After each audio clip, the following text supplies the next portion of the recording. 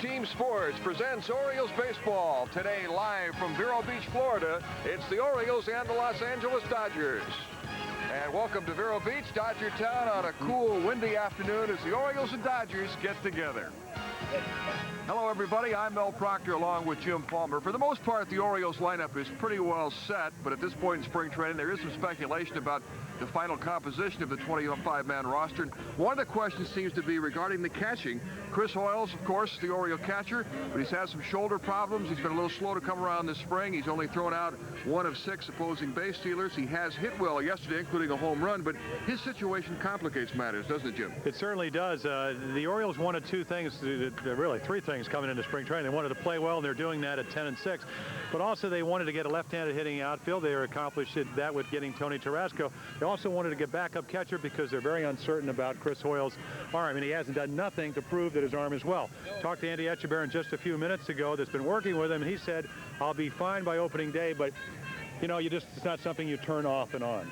And we also talked to Davey Johnson, who isn't sure yet how many pitchers he's going to take north with him, and that decision may affect a lot of other people. Yeah, if you look at the I guess, composition of the ball club, you're going to have maybe 10 pitchers. You'll have 7 outfielders, or I'm going to make that 7 infielders. You'll have 5 outfielders, and then you'll have room for 3 catchers. Otherwise, you might have an extra pitcher if you only go with two catchers. But so the problem is, I guess, in the next 10 days for Davey Johnson, basically to find out, can Hoiles throw or not? All right. Well, he is not here today, so we won't worry about that. Greg Zahn will be behind the plate as the Orioles meet the Dodgers.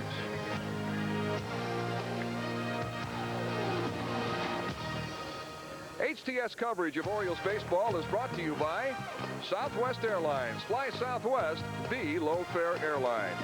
By your friends at Toyota. For quality and service is simply the best. See your Toyota dealer today. By Giant Food. Quality, value, and service. That's Giant, your place to save. By Miller. Reach for what's out there. Hungry? Grab the genuine Bell Atlantic Yellow Pages and have dinner delivered right to your door without missing any action. By Mountain Dew. Do the do. By your Subaru dealer, who invites you to come in and experience the beauty of all-wheel drive. And by Safeway Food and Drug. Nobody does it better.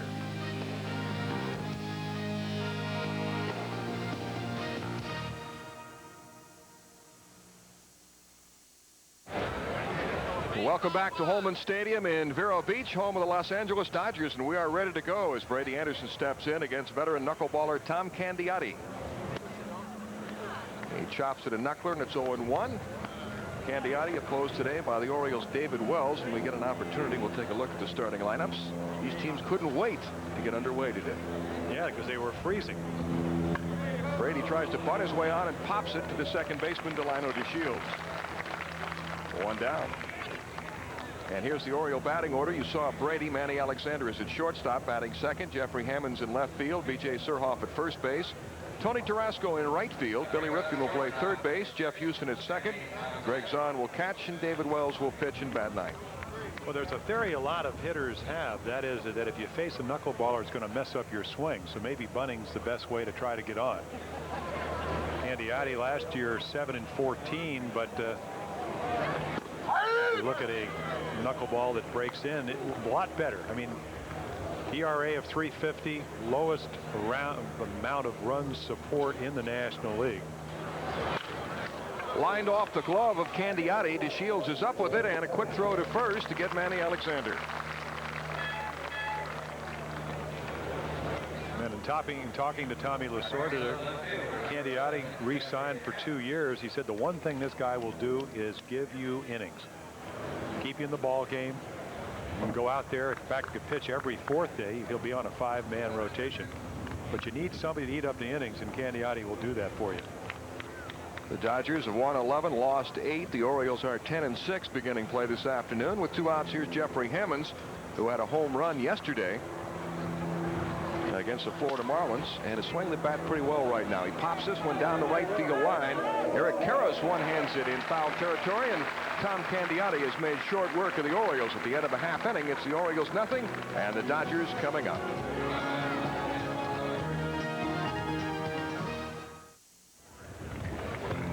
Here's a quick look at the Safeway starting lineup for the Dodgers. Delino DeShields leading off, playing second base. Brett Butler in center field. Roger Cedeno in right. Mike Piazza behind the plate. Eric Karras at first base. Mike Blowers, the former Seattle Mariners, at third base. Todd Hollinsworth in left. Greg Gagne, also coming over from the American League, is the shortstop. And Tom Candiotti, the pitcher, will bat ninth. And it's tough duty in spring training, but somebody has to do it. Here's how Dodger coach Manny Mota arrives on his job each day. That's right. One of the hitting instructors holds the major league record for all-time pinch hits with 150. Does Manny know that that is a girl's bicycle? I don't think he cares. It's a long way from the locker room and the clubhouse here in Dodgertown. Delino DeShields goes after the first pitch and fouls it off. David Wells on the mound today for the Orioles, making his fourth start of the spring. He missed his last outing after undergoing tests for a rapid heartbeat. Apparently is all right. A roller by the third baseman into left field for a base hit.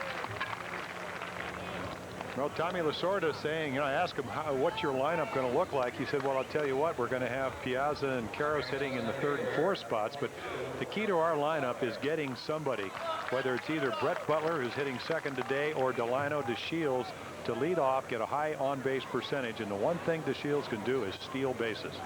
Already this spring, he's 6 out of 8. Last year, he stole 39. So DeShields is at first base with nobody out, and Brett Butler up. Butler having a good spring, hitting .306 with 11 hits and 36 at bats. And he takes a strike from David Wells. Wells, pitching for the Reds last year in the National League Championship Series, was the starting and winning pitcher in the final game between the Dodgers and the Reds, as the Reds swept the series. I end up doing that playoff series, and David up 2 games to nothing, got all his pitches over, was able to pitch inside, kept the quick guys off the bases. And David wants to have a chat with his catcher, Greg Zahn. David, pitching in only 3 days rest, went 6 innings, as you mentioned, against the Mets on Sunday. Normally he will pitch in a 5-day rotation during the season. Threw about 56 pitches. Actually was going to go 7 if he had a 5 or 6 pitch 6th inning, but that didn't materialize as the Mets hit a couple of home runs in that 6th inning. Hey, Coley! 0-1 the count to 38-year-old Brett Butler, who came back to the Dodgers last year in a trade with the New York Mets and really helped them get into the playoffs, really sparked the team with his hitting ability, his defense, and also his ability to steal bases. Wells uses the slide step, anticipating that DeShields might be running, and the pitch is high, 1-1.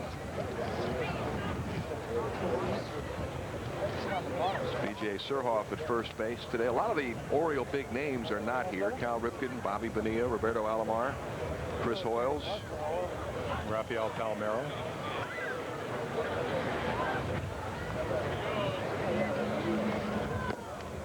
Fastball is high and inside, 2-1 to Butler, who hit .311 in 90 games with the Mets last year, and then after coming back to the Dodgers, hit .274 in 39 games.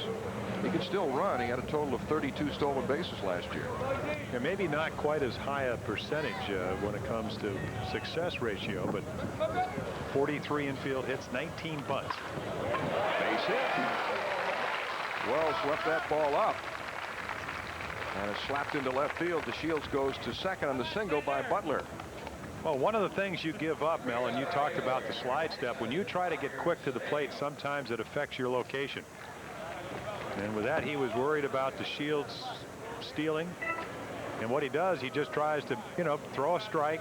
But as you said, gets it up in the strike zone. And this is what Butler has done for the last 10, 12 years. He will bunt, he'll chop, he'll slice the ball, and he slices his way down to first. And now Roger Cedeno, the young right fielder, steps in with 2 men on and shows bunt, and it's strike 1 to Cedeno. Cedeno this spring with 9 hits and 32 at-bats, hitting .281. Highly regarded prospect who was signed at the age of 17. He's from Venezuela. Spent most of last year with the Dodgers AAA team in Albuquerque and hit .305. The runners are gone, and the pitch is fouled away. But both DeShields and Butler were in motion that time. Yeah, they picked a good pitch to run on, a curveball, and Cedeno might have been a hit and run. I mean, it's a luxury if you're Tommy Lasorda. I mean, you talk about table setters. There's not two better ones if they have good years average-wise than DeShields and Butler.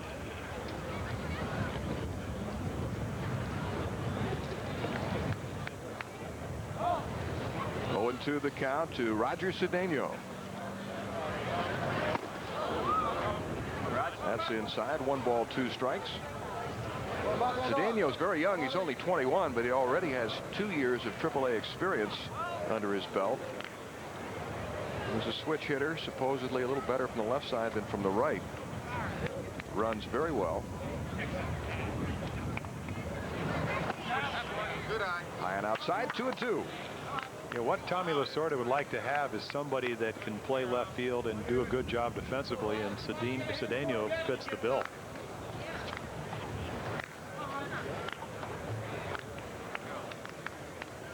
He's been a pretty good hitter so far in the minor leagues, but has not shown any power. Good fastball by David Wells takes care of Cedeno. And now Mike Piazza, the Dodgers catcher, coming up, hitting in the cleanup spot. Well, you talked about the inexperience, and what David Wells was able to do was get ahead 2-2, and he gets him to chase the high fastball a little bit extra. That's the one thing David Wells, it said average fastball, but on occasion he can reach back, and against Piazza you need to reach back because this is one of the best hitters in the National League. And having a good spring, hitting .390.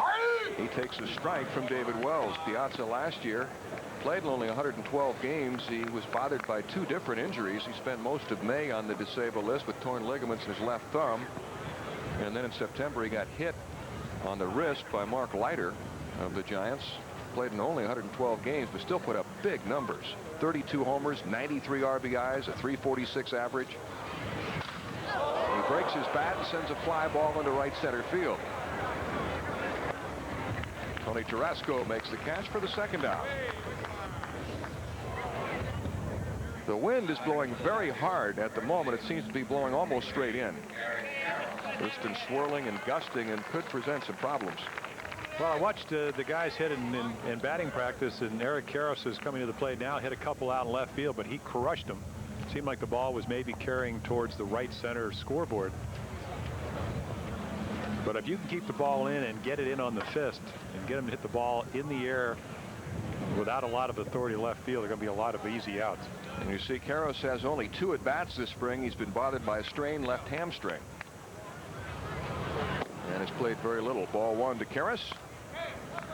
So last year hit .298 with 32 homers, drove in 105 runs. He had 18 game-winning hits last year for the Dodgers.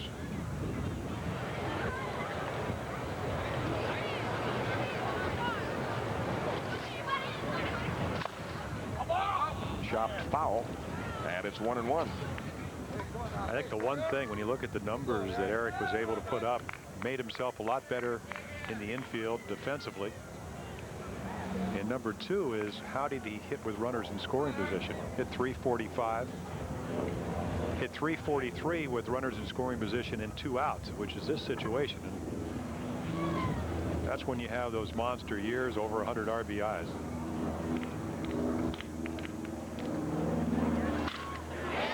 Base hit into left field. DeShields around third, heading for the plate.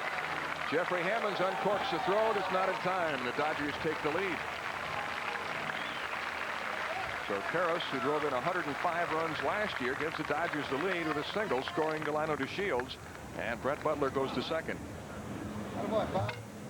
Karros' first RBI of the spring. Well, take a look. Pretty much in the middle of the plate, up in the strike zone.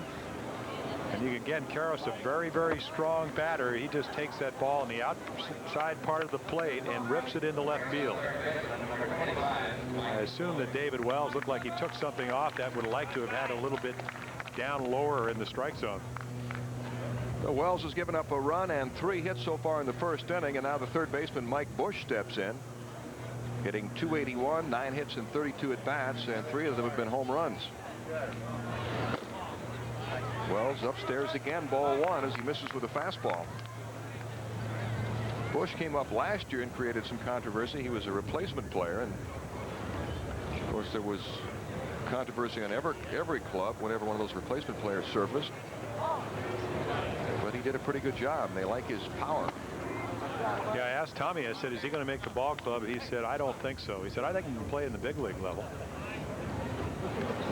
But he said he has a long swing. But I'll tell you what, that long swing has been working this spring. Sent him up the other day against the Florida Marlins and hit a pinch hit home run to win the ball game. Can play first, can play third. 2-1 to Bush. He's proven about all he can at AAA. In fact, you could liken his situation to that of the Orioles' Mark Smith. This guy's been at AAA the last 3 years. He's hit 22, 27, and 18 home runs. He doesn't have a whole lot more to prove in AAA ball. He's a former football player from Iowa State who was a tight end on the Cyclones football team. 2 balls, 2 strikes to Mike Bush. Yeah, you can see David Wells exploiting the fact that he does have that long swing. Got behind him 2-0, and he said, here's my best fastball. Didn't try to make the perfect pitch, put a little bit extra on it. And he's been late on the last 2 pitches.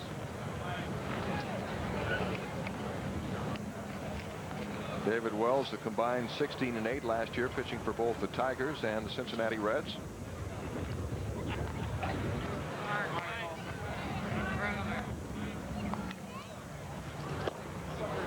Just low, 3-2.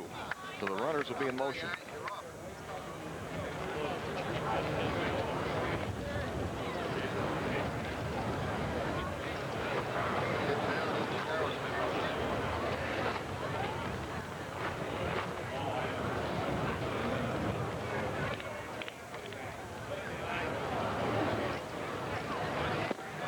Struck him out.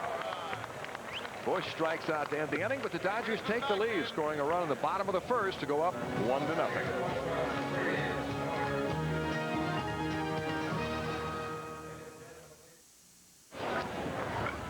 Congratulations to Randy Fielder of Baltimore. Randy is the grand prize winner of the Fly Southwest to the Birds sweepstakes. Randy has won a spring training trip for 2 to watch the Orioles play in sunny Fort Lauderdale. Compliments of Southwest Airlines, the Orioles, and HTS. And congratulations, Randy.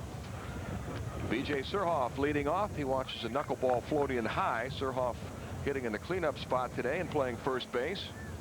He's been playing mostly third base. Ball 2, 2-0 to B.J. He was very versatile. Came up as a catcher and also played the infield or the outfield. And had hoped to win the everyday job at third base and struggled early this spring. He made 3 errors in his first 2 games and has a total of 5 errors, but really has settled down and played pretty well at third base recently. Yeah, the reason he's not playing third is that Davey Johnson knows this infield, and there's a big lip at third here. Hard infield, very much like Dodger Stadium. And he said safer to put you at first. In fact, he still has some stitches in from a bad hop ball up in Vieira when they played the Marlins.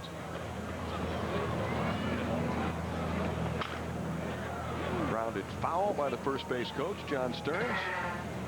He's coaching at first. Sam Perlazzo is at third this year.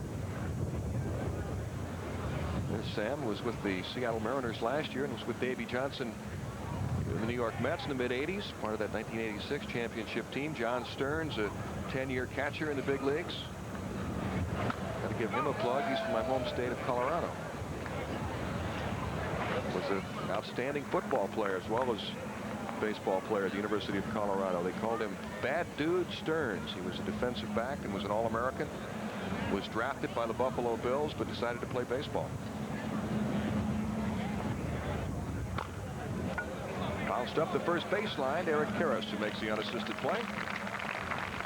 I think one of the first things that Dave Johnson will tell you is that he doesn't really know the personnel in the American League. You have your advanced scouts, you have all these reports, but Sam Perlazzo brings that. He's seen the National League, being a coach up in Seattle, so he can give Davey some inside information that's going to be very helpful to him. Not only that, he's a terrific third base coach. And I think the thing is Davey has a lot of confidence in him. Ball 1 to Tony Tarasco, who's playing right field. Tarasco acquired in a trade with Montreal. The deal that sent Sherman Obando to the Expos. And The Orioles think it's going to be a good trade because he can run, steal bases. He's got some power. It's a foul ball. Carrasco originally with the Braves and then traded to Montreal. And he's a left-handed bat. Yeah, I don't know how much he'll play, but you know, I guess if the regular outfielders right now would be Manny in right, Brady in left, and Hammonds, if he has the spring and stays healthy that he's had, hitting at 371. But this is the guy last year with 14 homers and stole 24 bases in his first full year in the big leagues. Ground ball on the right side, and DeShields doesn't bend down far enough to get it. A play that probably could have been made, but wasn't. Probably should have been made.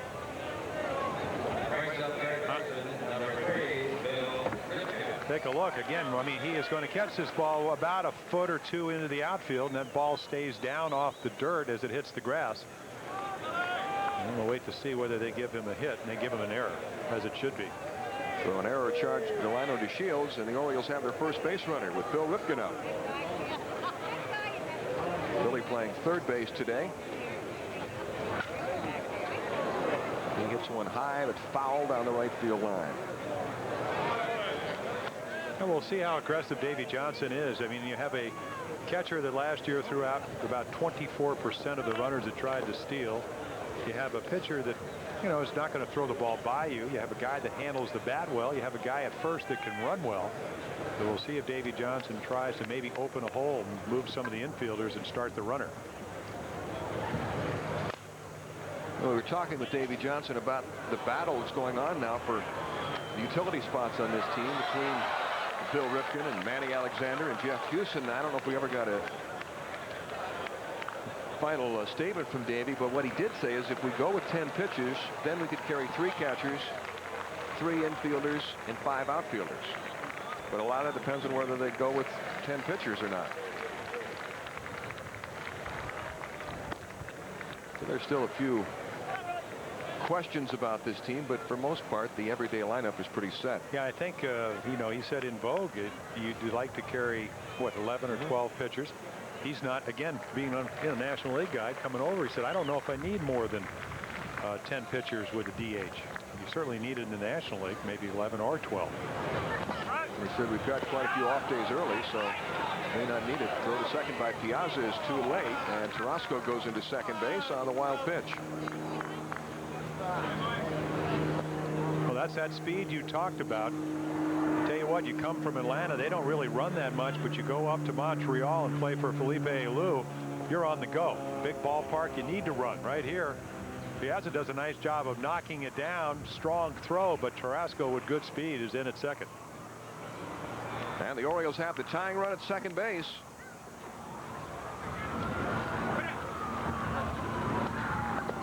Another knuckler in the dirt, blocked by Piazza, and it's 3-2.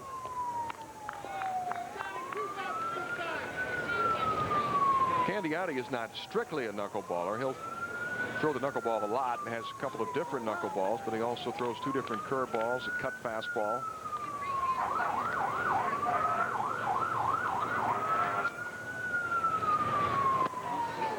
That one misses. Ball 4.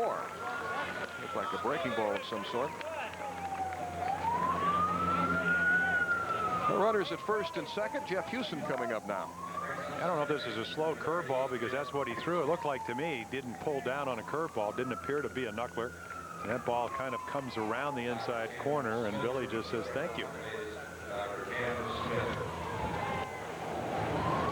Jeff Houston hitting .211, no homers, 2 runs batted in.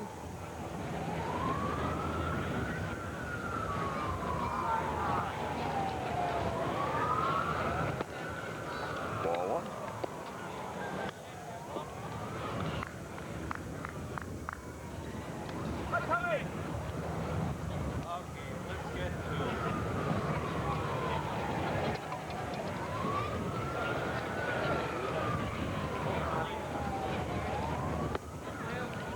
That's high and inside. 2-0 to Houston as Tom Candiotti struggles with his control. 38-year-old veteran who spent many years in the American League. Broke in with the Brewers in 1983. Also spent several years with the Indians and briefly with Toronto. Foul ball. In fact, one of his best years was in 1986 with Cleveland when he went 16-12. Still a career high in victories. Last year with the Dodgers, 7-14, but plagued by the worst run support in the league. The Dodgers averaged only 3.5 runs per game for him. And over his last 25 starts, averaged only 3 runs per 9 innings. Fastball misses, and it's 3-1.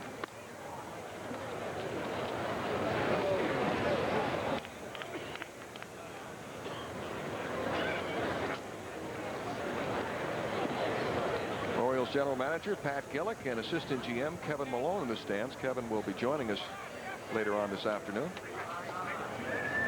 The runners go. Swing and a miss. Piazza fires for third and gets Tarasco.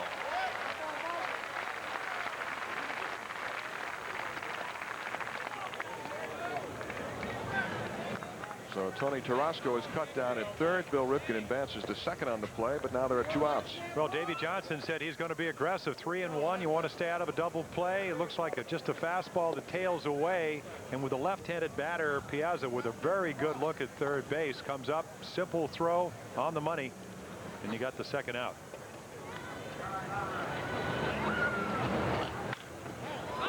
High fly ball to shallow left field. Todd Hollingsworth comes in and makes the catch as the Orioles leave a runner in scoring position.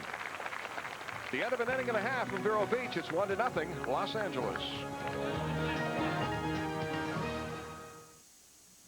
Well, I think that the players on your club, you know, they look at their coaching staff and their manager as somebody that can lead them to win and know how to win. And I think that gives them a lot of confidence. And fortunately, I was in the Met organization, and we had just a great organization. And my philosophy was, when I managed the minor leagues, that real question they ask you all the time is, are you going to develop or are you going to try to win? And to me, you're going to try to develop winning players. And I think that's what we did in the Met organization. We tried to win down there, develop.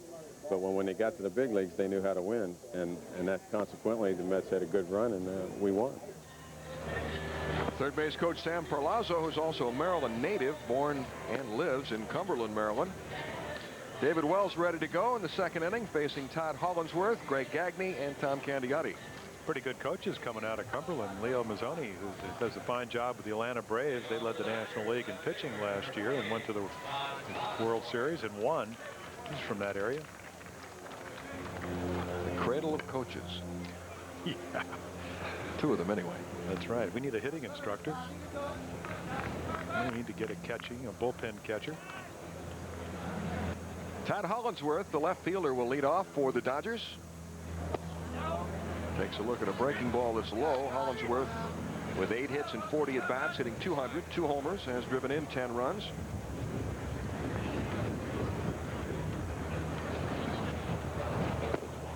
Fastball is low. The left field spot is up for grabs with the Dodgers, with Hollingsworth being one of the candidates, along with Billy Ashley, who's had a terrible spring. He's 1 for 21. And you mentioned the youngster Cedeno, who possibly has a chance to make this team. They thought he would be a couple of years away, but nobody's really stepped forward in that position. They might end up platooning out there. Well, what Tommy Lasorda likes about Todd Hollingsworth is that he is the only left-handed batter they have with power.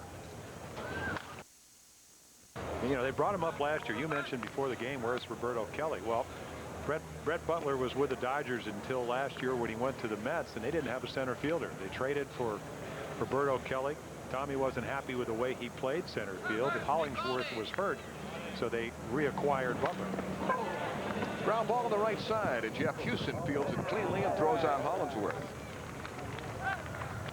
The one thing about Hollingsworth, as Cedeno, they are both good defensive, very aggressive defensive players. And defense is of major concern with the Dodgers this year. They have good pitching staff, but it doesn't help you much to have good pitching if you don't have good fielders. And they tried to fill some of the holes, and a gaping hole was at shortstop, where Jose Offerman committed a league-high 35 errors. They let him go and signed Greg Gagne, a longtime American leaguer who played with the Twins and Royals. And he led the American League in errors last year with 18, but that's about half as many as Offerman made. Gagne and Mike Blowers both coming over from the American League. Blowers will play third base, provide some power. He played last year with Seattle. Well, that's a real off year for Greg Gagne to make those kind of errors. And of course, I guess when you get to be 34 and in your 33rd year, you make more errors than you ever have before. Is it old age? Is it lack of range? Is maybe your arm losing a little bit of strength? He sends a high fly ball to deep center field. Brady Anderson racing back. And it drops in the warning track. Gagne around second, digging for third. And they'll hold him there. I thought for a moment that Joey Amalfitano might send him. I think he thought so as well. So it's a triple for Gagne. Well, this will go down as a triple, but again, the Orioles saying, listen, Brady Anderson is the best left fielder in the American League, but in center field, you see him turn the wrong way, wind blowing from left to right, and then unable to do what Willie Mays did in 1954 in the World Series, do the basket catch over his shoulder, and Gagne around second and all the way to third base with one out. They got the squeeze play on. Candiotti punts it foul with the pitcher up. Tommy Lasorda put the squeeze on. Well, that's go back to third. That's your National League baseball. I mean, in the American League, the pitcher never hits, so you don't really have that kind of strategy. It's just amazing when you do a playoff and you see them, late in the ball game making the double switches and whatever. Different type of baseball. But in the National League, if you're going to win games as a pitcher, you have to do the little things, field your position as you do in the American League. But when it comes to being an offensive player, bunting, being able to make contact, advanced runners, very important for a National League pitcher.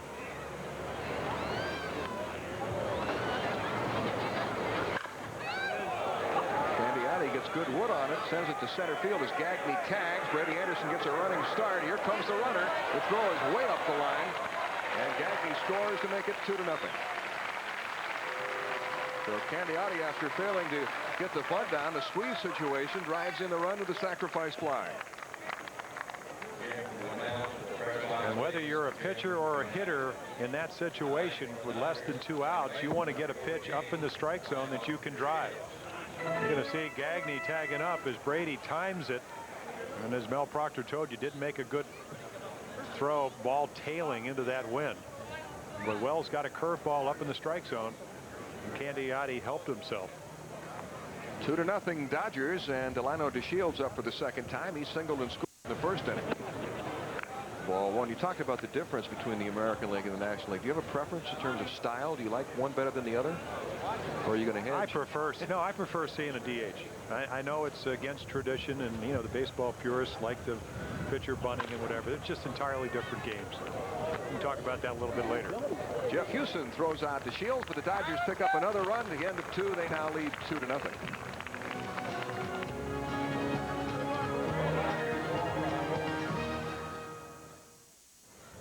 Make your plans now to enjoy the fun and excitement of Orioles baseball by bringing your fellow employees, friends, and family to the ballpark. Call the Orioles Group sales office now at 410-685-9800, extension 6601. You'll be glad you did. Greg Zahn leading off, and he takes a strike from Tom Candiotti. Zahn behind the plate this afternoon, hitting .280, no homers, 5 RBIs this spring. When you think of catchers, you usually think of big guys, but Zahn is about 5'10", maybe 160 pounds. And he's always had to impress at every step along the line because people look at him and say, you can't be a catcher, you're too small. And I think there was a little of that this year. The Orioles' new regime came in and really didn't know him, and they talked about going out and getting another catcher. And he's had a very good spring. He's had swung the bat well. He's handled the pitching staff, but his stock has grown. Well, as Mike Flanagan will tell you after being the pitching coach last year, as we watch him, it looks like either a little bit of an eephus pitch. Didn't look like a knuckler. Maybe it was. It just dances away. And again, with 2 strikes, you're trying to protect the strike zone, and he ends up swinging one way outside. But as Flanagan said, he calls a good game. He's got a good target, throws well. How about that? David Wells up there hitting. Like a knuckler that was kind of dancing around upstairs and just laid his bat on it. Well, David Wells took one spring in the wind against Andy Etchebarren, who was throwing batting practice, and started telling him he was the worst hit one right off the end of the bat. He does it again this time, but this counts. This is the game. Rick Down, the hitting instructor, would probably not say that's a very well-balanced swing, but it certainly was successful. It's also the first Oriole hit off Tom Candiotti. So the boomer booms one.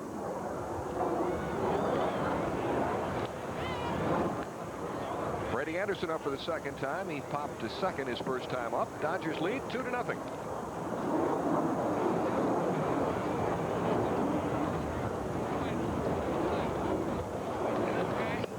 And with Wells getting hit, I guess it's appropriate to continue our conversation about the differing styles in the National League and the American League. The American League using a designated hitter. The National League does not. Here's a pitcher who gets a hit. But from Davey Johnson's standpoint, a manager moving from the National League to the American League, how different will his job be? Well, I think it'll be easier in the respect he won't have to do the double switches. I think where the difficulty comes out, you know, over the National League, it seems that when you get late in the ball game, you have to pinch hit for your pitcher, and you go through the bullpen. Hence, you need 11 or 12 pitchers. But usually you're taking the guy out. You don't have to make that judgment call whether he's tired or not. In the American League, you have the luxury of staying with a pitcher. You don't have to actually pinch hit for him or whatever.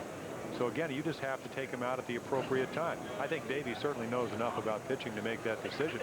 I think his most difficult assessment will be, how do you pitch certain guys? How do you play certain guys? What capabilities do his players have on his team? 2 balls and 2 strikes to Brady Anderson, and another manager, Tony La Russa, will be moving from the American League to the National League, so he'll have some adjustments to make. Oh yeah, and I would expect that he will help, you know, gets a lot of help from a bench coach that will make him, you know, I would think that he would have gotten a National League guy. I know he brought a lot of his Oakland coaches with him. Just missed. 3-2.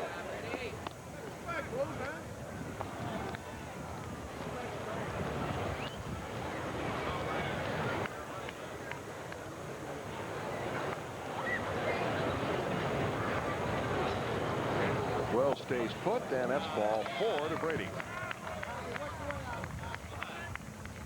Runners at first and second for Manny Alexander. I guess there are good points and bad points about National League and American League baseball. I happen to like the designated hitter rule because there are many good hitters who would not be still in the game. It was not the fact that they could DH. They, perhaps because of an injury, can't play the outfield or the infield anymore, or some guys get a little too old, but it allows some great hitters to continue playing. They're hitters you like and enjoy watching play. Jose Canseco for one, although he's going to try to play the outfield this year. But Harold Baines was with the Orioles because of bad knees, can't play the outfield anymore. Well, let me pose this question to you. If you're Donald Fehr and you're running the Players Union and you know that the second highest paid position other than first baseman in the American League is the DH, do you want to get rid of it? The average DH salary is something like $3.3 to $3.4 million a year. So while, you know, they're talking about interleague play next year and so forth, and maybe getting rid of the DH, I don't think that the Players Union is going to be that agreeable in doing that, because you're going to take 14 jobs with the second highest payroll per position. That doesn't make a lot of sense if you're trying to keep jobs. Breaking ball misses, and it's 2-1. It looks like Candiotti is trying almost everything in his repertoire without much success right now. Well, you know, it's one of those days where we talked about that it's very breezy, even though it seems like the wind has died down, but not a lot of moisture. Ball's probably very slick. I know it would affect somebody throwing the normal pitches. I don't know about the knuckleball.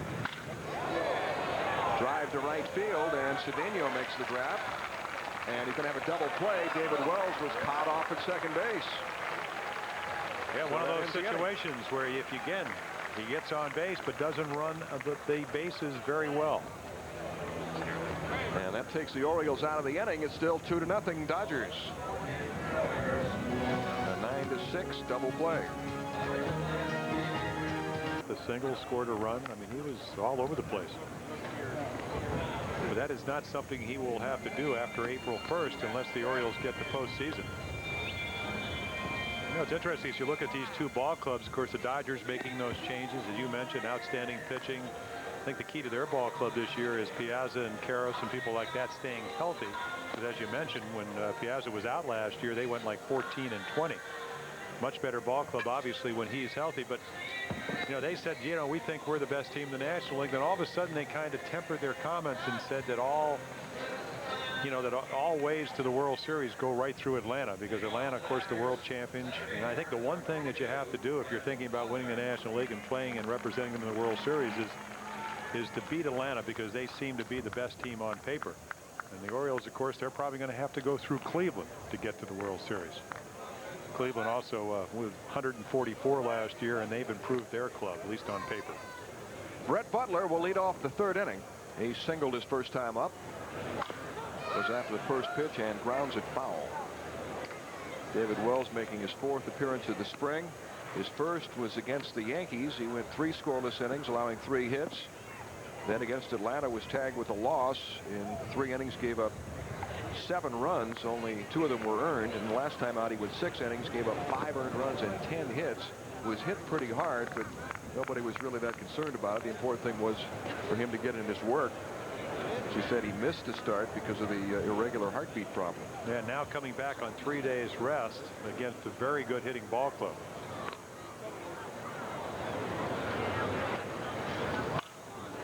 He jams Butler, who pops it up off third base. Bill Ripken makes the catch.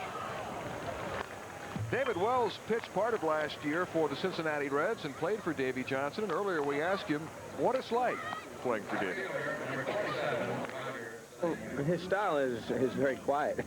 He does, as long as you do your job. That's what I found out about him. He leaves you alone, which is good. I think that's important, because then we can concentrate a lot more and not have to worry about what the manager's going to do and what he's thinking about doing. And you know, he gives you a lot of confidence. As long as you do your job and go about the right way, he's not going to have any problem with you. And that's what I found out about Davey in the short stint over in Cincinnati, is that you go out there, you give 110%, and he's not going to have anything bad to say about you. Roger Cedeno hits a high fly ball into center field. The ball carrying well as Brady Anderson battles the sun to make the catch. It's 400 feet to straightaway center field here at Holman Stadium.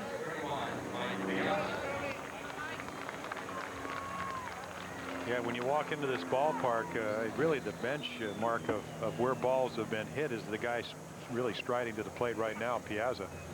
They talk about how he took him right over those flagpoles in center against the wind. Hit one in Palm Beach the other day, about 440 into a 25-mile-per-hour gale. And he takes a strike from David Wells. Piazza fly to right his first time up. Dodgers have a right fielder we're not seeing today, Raul Mondesi, who is a 5-tool player and, you know, real good hitter. And Tommy Lasorda said, you know, the other day Piazza hits one into the wind. It goes about 435 feet. Mondesi hits his best shot, same spot. One ball stays in the park, and Piazza just keeps going, kind of like John Daly with a baseball bat. 1-2 to Piazza. Mondesi, by the way, is not playing today because of a slight knee injury. Nothing serious. Holding him out of action. It seemed the only way, and in the postseason last year, you know, again, a guy that never had played in postseason before, Mike Piazza, he was very aggressive, swung a lot of bad pitches, and they crowded him, kept the ball in on him. Threw him a lot of slow stuff, and then came way inside like they're going to do right here. And he breaks his bat. Houston, the throw to first in time. The bat shattered, and Jeff Houston was able to throw out Piazza for the third out. The end of 3 from Vero Beach. The Dodgers 2, the Orioles nothing.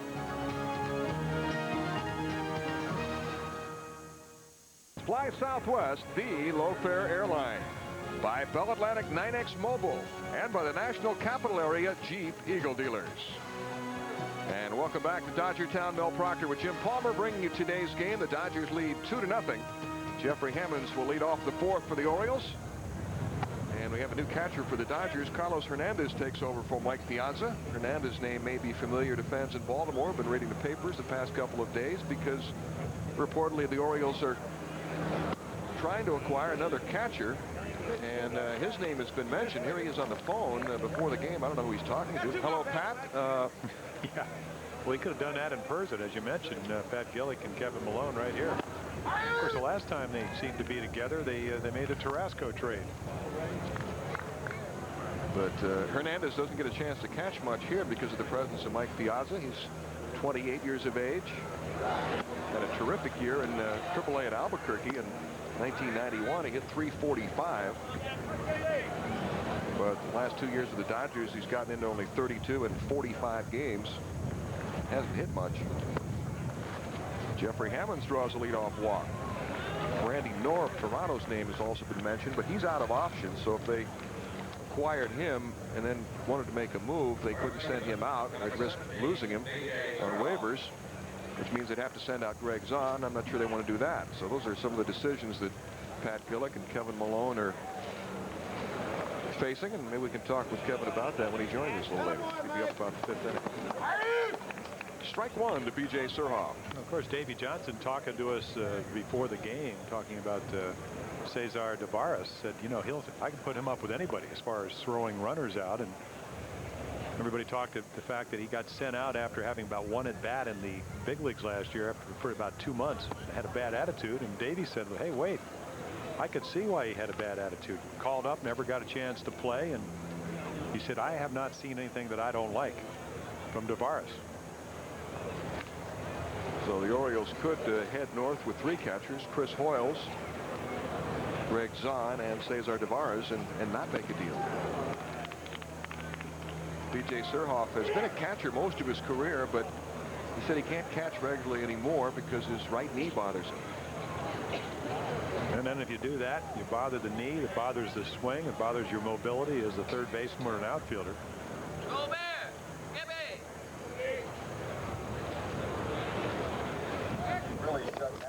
Throw to first, chases Hammonds back. Jeffrey has 1 stolen base this spring. Not to mention the mental responsibility a catcher has. Calling pitches, physical beating you take behind the plate. Hammonds goes, and Candiotti steps off. Now they've got him in a rundown, and he's out. 1-6 the scoring on the play. The throw from Candiotti to Gagne. Well, good communication. You know, you got a knuckleball pitcher, runner at first with good speed, but see, you can see him. Somebody yelled step off, and that's exactly what he did. You're taught to run at the runner. Hammonds gives him a couple of fakes, and then right here he'll stop. Now you run right at him. You can see Hernandez backing up the play and make him change direction. Kind of an off-balance throw, but it's successful, and they get the out. Orioles not running the bases particularly well today. Wells and now Hammonds. And Tarasco thrown out, part of a double steal, 2nd inning.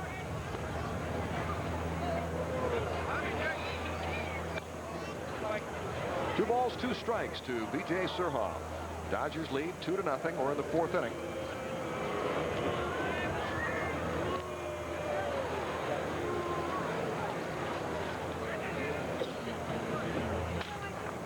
High fly ball, center field, and Brett Butler is back. 2 down. My first visit to Dodger Town. I've been impressed. Oh, really a neat place. Yeah, quite an ambiance. Golf courses. I mean, I gotta look longingly just over the left center field wall. You see a couple of fairways and bunkers. Great facilities. Tommy Lasorda kind of gave me a tour on the golf cart. They have about 5 indoor batting cages, well lit. Pitching mounds, great physical therapy facility. And tonight, Santa Claus is coming. Santa Claus? Yeah, every year. Tommy Lasorda. Yeah, no, he doesn't. I think somebody else does that. Even though he does have the kind of the body style to dress up as Santa. Everybody gets a gift. All the kids of the employees and players here will get a gift tonight at Dodger Town. 1 ball, 2 strikes to Tony Tarasco, who reached on an error his first time up. Tommy chatting with some of his coaches, Reggie Smith and Bill Russell.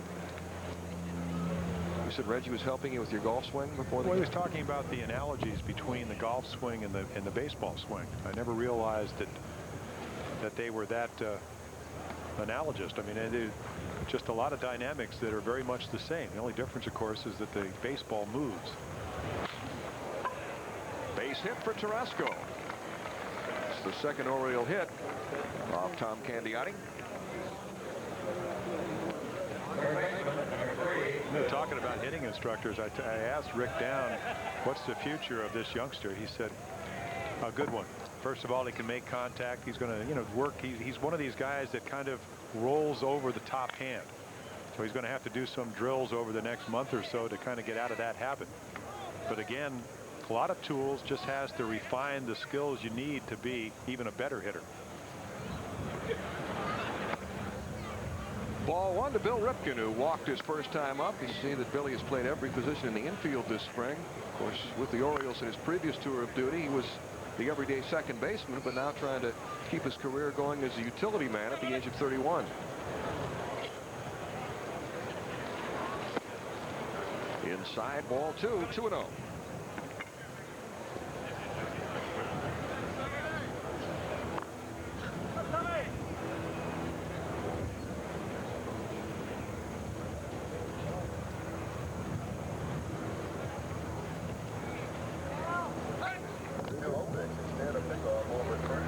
Tarasco runs well.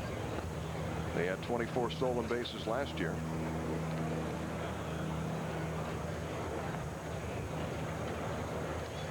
And you got a catcher. We talked about Carlos Hernandez threw out 48% of the guys that tried to steal in 1995. It's a foul tip off Bill Ripken's bat. I heard it, Billy. I could hear it. I heard it, Billy. Who's heard it, too? He didn't see it. I think that was Tommy Lasorda and some of the Dodger coaches saying that they could hear the foul tip. Yeah, and so some of the fans, too. Very intimate stadium here. That hit him? Yes, Yep, it did. yeah. He didn't move either. I wonder if he heard that one.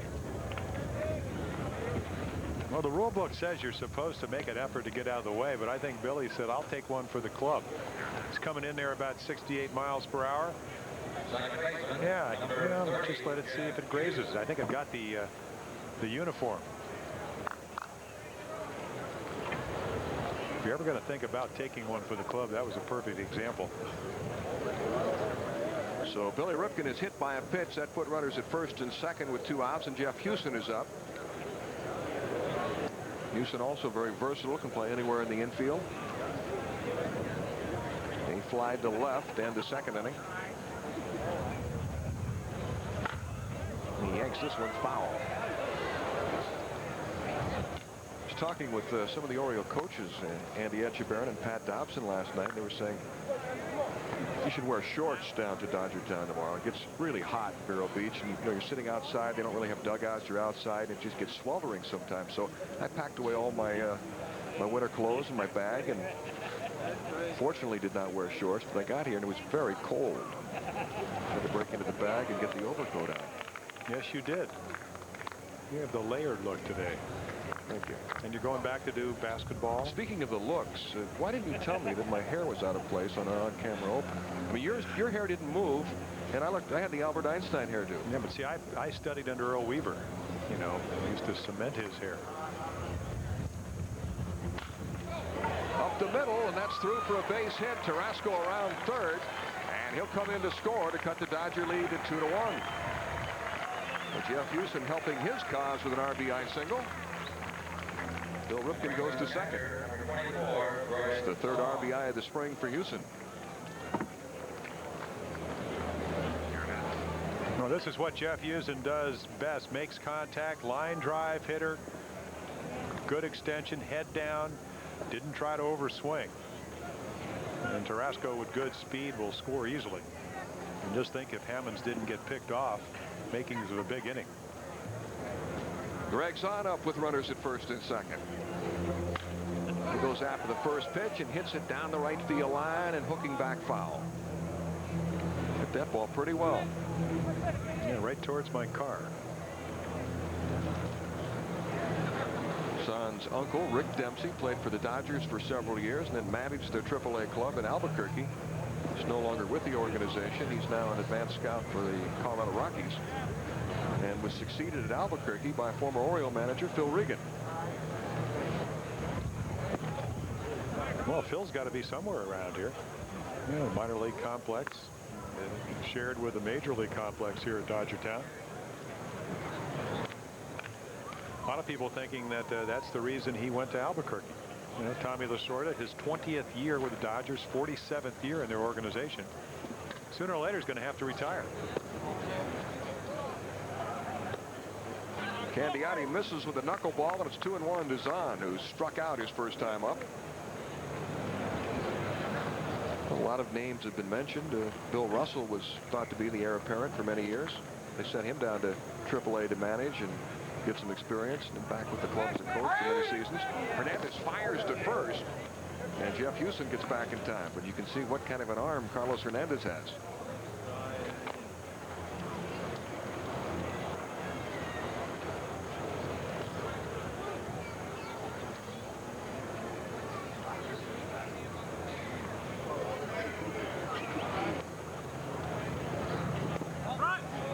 Away from Hernandez. He pounces on it, throws to third.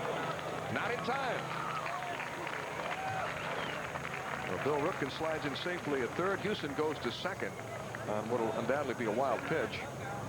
Well, these are some of the things you work on in spring training. Sam Perlazzo going around the infield, working on base running. And again, if you get a good lead at second base, you're going towards the go-ahead bag, and that's third base. You can get a good jump. And even with a good throwing catcher that pounces on the ball, move up a base. Zahn grounds it up the first baseline, but foul. So 2 men in scoring position for Greg Zahn.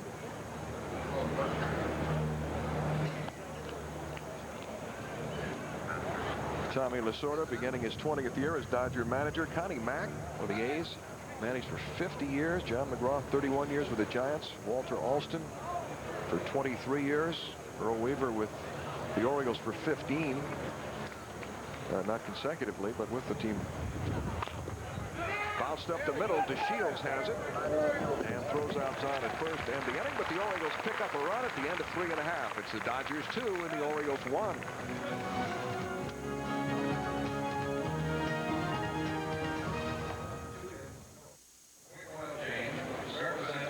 If you're planning on bringing your group of 25 or more persons to the ballpark this season, call the Orioles Group sales office now at 410-685-9800, extension 6601, and be sure to ask about the O's special opening day offer.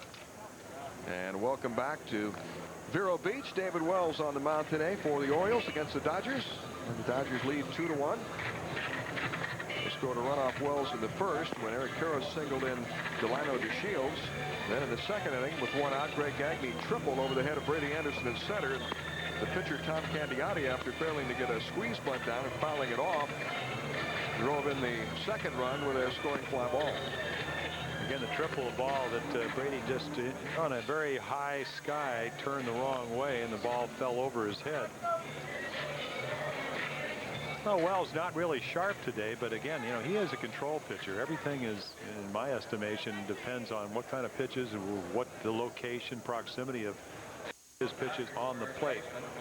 So struggling, but still, again, doing what he's probably going to do all year, which is to try to keep the ball club in the game, and I assume he'll expect a lot of run support. And you got a glimpse of Jesse Orozco in the Oriole bullpen. He may see some action today. Pat Dobson, pitching coach, saying that Wells will probably go 5 innings. Fastball misses, and it's 2-0 to Eric Karros, who singled in a run his first time up. First Dodger first baseman is Steve Garvey in '77 to hit 30 home runs. 2-1.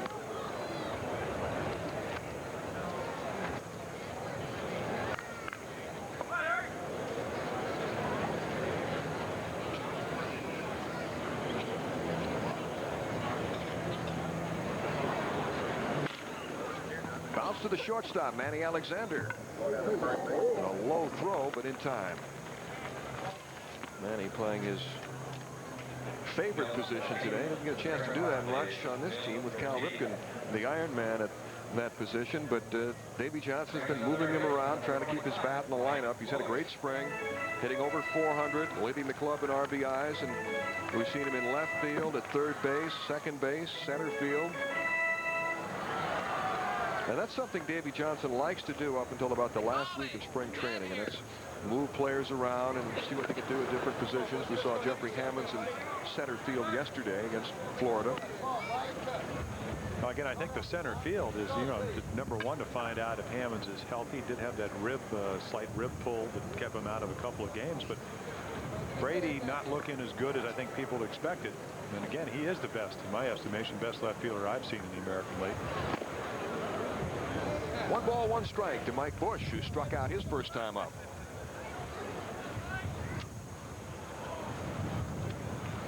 I tell you, at Camden Yards, the toughest field to play is left field. The most room. Swing and a miss. The ball gets away from the catcher and throws out Bush. So it's a strikeout for David Wells. 2-3 on the putout. Well, great success formula. You throw the high fastball by somebody. Now he's going to get his bat a little bit quicker and miss with a breaking ball. Good location, down, good break, got on top of it. Greg Zahn, excellent job. A lot of times you're afraid to bounce that curveball, especially with 2 strikes. But Zahn blocked it, and you get the strikeout. Strike 1 to Todd Hollinsworth, who grounded to second his first time up. Well, I suppose that it's quite possible if Chris Hoyle's arm doesn't come around in time for opening day that he could be the designated hitter and Zahn could be behind the plate on opening day, especially against a team like Kansas City that has a lot of jackrabbits and steal bases. I think it's imperative, and Davy Johnson has said it, all spring. He said, we're happy with Zahn. We'd like Hoyles to get healthy. But again, Chris taking it very easy and just does not have any arm strength. Doesn't hurt. Andy Etchebarren saying yesterday, they had him throw, from the catcher's position to second base, and he said there's just nothing on the throws. But again, no pain, which hurt him last year when he went to hit.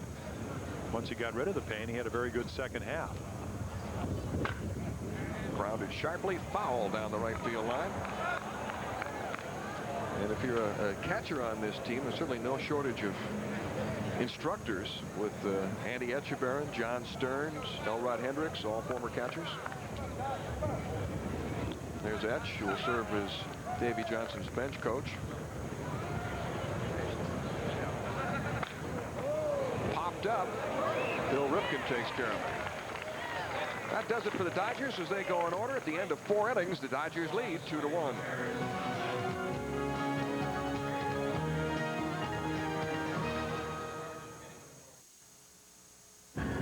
Well, obviously, we're here to win. I came over here with Davy Johnson. We're used to winning. I think the last 4 teams I've been on as a coach or manager in the minor leagues have won championships. And so we want to win a championship here. Our goal is to win the World Series. And we make no bones about it. That's what we're setting our sights on. I think we can get there. We need a lot of good things to happen, and we need to produce and to create a positive atmosphere. As coaches, we want to make the atmosphere around the club an enjoyable one for the players. It's a big grind to come out here and play 162 games over 6 months. So we want the guys to come in under a relaxed atmosphere, but a working and disciplined atmosphere, and I think Davy Johnson has done a great job of establishing that atmosphere. Orioles first baseman John Stearns, who spent most of his 11-year career with the New York Mets. He broke in with the Phillies, but spent 10 years with the Mets, made the All-Star team 4 times, and spent most of last season as a coach with Davy Johnson in Cincinnati. Well, he makes a good point because, everybody wants to win. And, on paper, this team is the favorite in the American League East. And I guess, for the first time, everybody thought they'd have a good ball club last year, and they underachieved. But it is a grind, and you do have to be able to relax to play at your best. David Wells lifts a fly ball into center field. Brett Butler has it. Wells singled his first time up.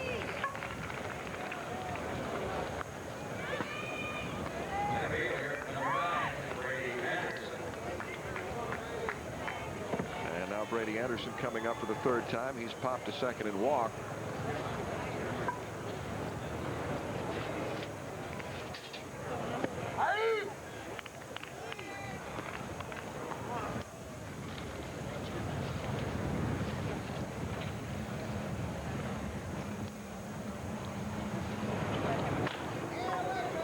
ball on the right side, backhanded by DeShields, and he throws on Brady. Well, I think the one thing that Davy Johnson, a couple of things that he said was, first of all, it's a lifelong dream fulfilled to come back here and manage. He said, but also, I think this is important. He said, usually my clubs play up to their capabilities. And if this club plays up to their capabilities, you probably should see them in postseason because they're that good on paper. Manny Alexander up now with 2 outs and nobody on. Manny has grounded to second and flied into a double play. He was involved in that double play was David Wells was caught off at second base. Breaking ball is low, ball 1. 2 runs, 4 hits, and 1 error for the Dodgers. 1 run, 3 hits, no errors for the Orioles. Foul ball, and it's 1-1. Hazardous duty for one of our cameramen, Tom Ward, who is up on the roof. He's going to think he's Jimmy buffeted. Grounded to short, and Greg Gagne throws out Manny Alexander. That'll do it for the Orioles. Coming up, the bottom of the 5th, we'll be visiting with Orioles Assistant General Manager Kevin Malone. Stay with us.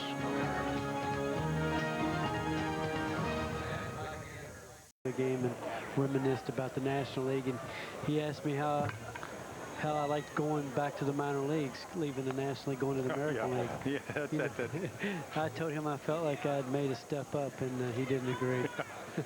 Well, you know, I took a little tour with him too, and we went by Carlos Hernandez, and he said, yeah, that's the guy you guys are interested in. Well, we're taking a look at Carlos today, but we're trying to figure out if he's better than what we got. But in talking with Fred Clare prior to the game, they're more apt to keep him and send Tommy Prince back, I think is what their thinking is right now. But we're taking a look at him, and we appreciate Tommy and Fred putting him in the game for us here instead of us being over on field 5 at the AAA ball game. Yeah, I hear it's windier over there. It sure is. Greg Gagne leading off the 5th for the Dodgers. He tripled and scored his first time up and hits the first pitch high in the air to deep right field. Tony Tarasco back onto the warning track. And he's got it. It was not an easy chance the way the wind is blowing. Well, I'll tell you what, when the ball came off the bat, he put his head down, and you know, I haven't really seen him play the outfield. I saw him the night when you guys made the trade make a great throw, even though his arm is bothering him. But he put his head down and ran to where the ball came down. Now that, even though I know he's been a little bit misaligned or misaligned as an outfielder, he ran right where the ball's coming, and that's something you saw when you traded for him last year from Atlanta. Well, I talked to him about it yesterday, Jim, as a matter of fact, because he misplayed a ball in center field, and I asked him, you know, why he kind of, you know, took the route he took to the ball and kind of drifted on it. And I said, hey, you know, one of the reasons we got you over here is to help our defense in the outfield. I said, you know, you don't have to always get the big hit or hit a home run. Just do the little things to contribute to help us win games. And I'm glad, like you said, he did play that ball well. And in Montreal last year, when we first got him, he was a little tentative in the outfield. But we told him just to be aggressive and try to catch every ball you can get to, and just do the best you can. Don't play defense tentatively. And that was a good sign of what we were looking for out of Tony. Tom Candiotti strikes out for the second hour, visiting with Kevin Malone, the Orioles assistant general manager. And the other day, Jim and I were doing a game when the Orioles were playing the Expos and talking about how difficult it would seem to be for teams like Montreal to compete when you have 2 guys like Cal Ripken and Roberto Alomar who are probably making more together than the entire Montreal payroll for this upcoming year. Well, it is difficult. It's quite a challenge. We focus on scouting and player development. And we've got a lot of great people over there, starting with the manager, Felipe Alou, and the pitching coach, Joe Kerrigan, and the rest of the coaching staff, and the scouts, and the people in the farm system, the player development people. We just pride ourselves in doing a good job. And unfortunately, because of limited resources, we're unable to keep our best players. And when a guy starts to make a certain amount of money, we know it's about time to say goodbye. But we had some fun over there. We've had some good teams and a lot of great players. In fact, here's one hitting now. Everywhere you look, you see former Expos, but it's unfortunate, but it was a great learning experience for me, and I'm happy to be with an organization now that is completely and totally dedicated to winning and has the sufficient resources to try to win. It's one of the things you hope to accomplish. You know, we've seen all the changes the Orioles have made, and again, maybe because of possibly, I mean, the fact that you're here and Pat Gillick and the resources, but you expect to maybe do the job you did in Montreal with the minor league system here? Well, we're hoping to upgrade the prospects that we have in the farm system. I think it's very tough, Jim, to balance winning at the major league level and staying so focused on scouting and player development. I think there's a happy median, and that's what we're looking to do is to really improve scouting and player development. They've done a good job, but we'd like to turn up the intensity and try to get a lot more impact type athletes. And I think when you're constantly emphasizing and focusing on winning world championships, which is what we plan on doing in Baltimore, I think it's tough to have that emphasis in scouting and player development. But another good pitch by Wells has a way of running in the fastball Yes, he and does. sawing a lot of bats off. I know. That's about 5 And today. He's got to fight. Kevin, we'll be back to visit with you a little bit more in just a moment. We'll be right back. And it looks like a dandy, but it just kicks off foul. Third baseman Mike Bush wisely letting it roll. I think actually Dave Hansen's come in for defense, or just actually to get some at-bats. And he'll play third base for the Dodgers. As you always, we're the last to know up here. Speaking of Dave Hansen, I always thought he was a pretty good hitter. I thought if he had gotten the opportunity to be an everyday player, he could contribute. I don't know if you guys have had much opportunities to see him, but he's been a great bat off the bench, and he can swing it, and I think he just needs to play. So Unfortunately, he's taken over at third base for the Dodgers, and he will bat sixth. And when you talk to Tommy Lasorda, you know, now that they traded for Mike Flowers, Hansen will do what he's done in the last couple of years, which basically is just pinch hit. But when you have a guy off the bench, as you mentioned, that could hit over 300 every year as a pinch hitter, you need that in the National League. Hammond strikes out. Jim, did you ever throw that knuckleball? No. I know. Yeah. You know what's funny? It's funny. One of my first years with the Orioles, we had Dick Hall, who was 6'6", had come up with the Pirates as the third baseman and became one of the great relievers. And when he would get guys out, he would do it ease. You could put the glove and the ball would hit it. But he struggled one day in Detroit. Hits, you know, Kaline and all those guys, Northrup and Willie Horton, and Hank Bauer went out to the mound and said, have you ever thought about throwing a knuckleball? Next day he was trying to work on it. But a very difficult pitch to throw. It's really thrown with the fingertips. I think everybody thinks that it's just thrown with the knuckles, but when you kind of flip it out there and thrown with a stiff wrist, where almost every other pitch you throw, you know, you're trying to use your wrist and take advantage of the leverage it gives you. High fly ball into center field, and Brett Butler makes the catch to retire B.J. Surhoff. We're chatting with Kevin Malone, the Orioles assistant general manager. And was it a difficult decision for you? I know you wanted to continue as a GM. You interviewed for the Orioles job, and I'm sure would have preferred to remain a general manager, but to, in essence, take a step back as assistant GM. Was that a tough decision for you?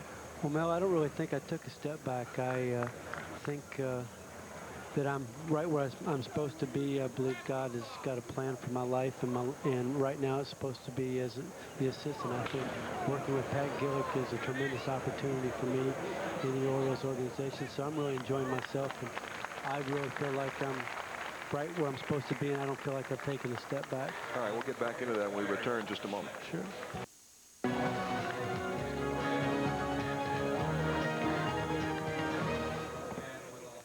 Third and fourth, when the Orioles host the Kansas City Royals, take advantage of the special upper reserve ticket price of $5 for each of these games. Tickets are available at the Orioles box office or by calling 410-481-SEAT.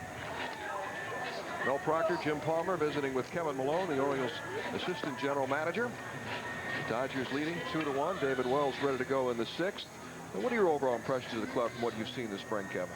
I really like our club. I think the key to our club, as to any club, I guess, is staying healthy. But what I've been impressed with thus far, being in Montreal the last 2 years, we were always so young and so inexperienced, but very talented. Here, there's talent, but there's something that's comforting about experience. I think, like yesterday, I told Pat, even late in the game, if you're down a run or tied, you think you're going to win the game because you know that these guys know how to win. You've got an Alomar Bonilla, a Cal Ripken, or whoever.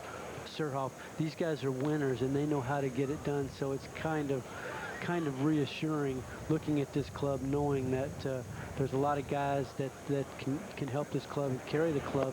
And it's not just one or two guys. I mean, we've got a team full of quality players that should be able to contribute. So if one guy's in a slump or two guys, there's enough other guys, I think, that can pick up the slack, and we can win a lot of games that way. And that man there, Davy Johnson, I think, is the right man for this job. I was impressed with him the last couple of years being in the National League, watching him in Cincinnati. Not only is he a good baseball man, a good manager, he's a good person too. He cares about people, and I think his personality and his managing type really fits this club. He can also develop young players, so hopefully Hammonds, Tarasco, Armando Benitez will benefit from being under him. Brett Butler leading off for the Dodgers in the 6th, and he jumps on a pitch and hits it to deep right field, and this one is gone. David Wells left that pitch up in the strike zone, and Butler, who doesn't hit many home runs, was all over it. That's his first home run this spring. They hit one last year, maybe 3 in a good year, but I'll tell you what, you talk about going back to veterans.